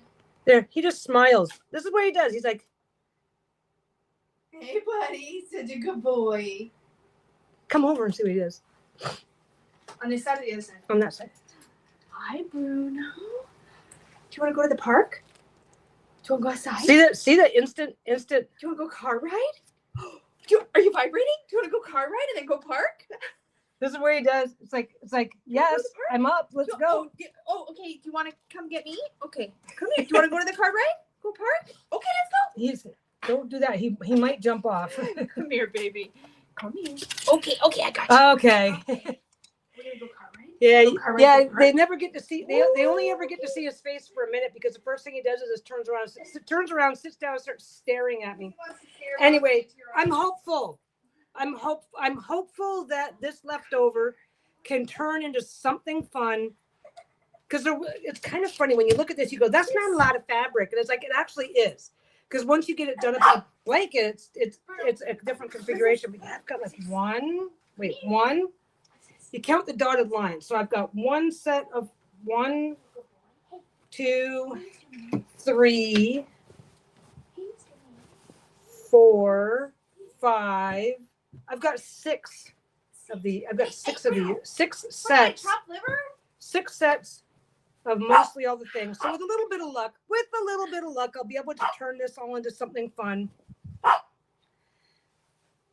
Even if I just do some little tote bags, I think it'll be. This would be nice on. That would be nice on a tote bag. So I definitely want to. Oh yeah, that's the thing. Mini announcement for anybody who still. Okay, it doesn't matter. It's not important. But we're moving into summer. So once Lisa's blanket is done. Yeah, Moira's disqualified for next time.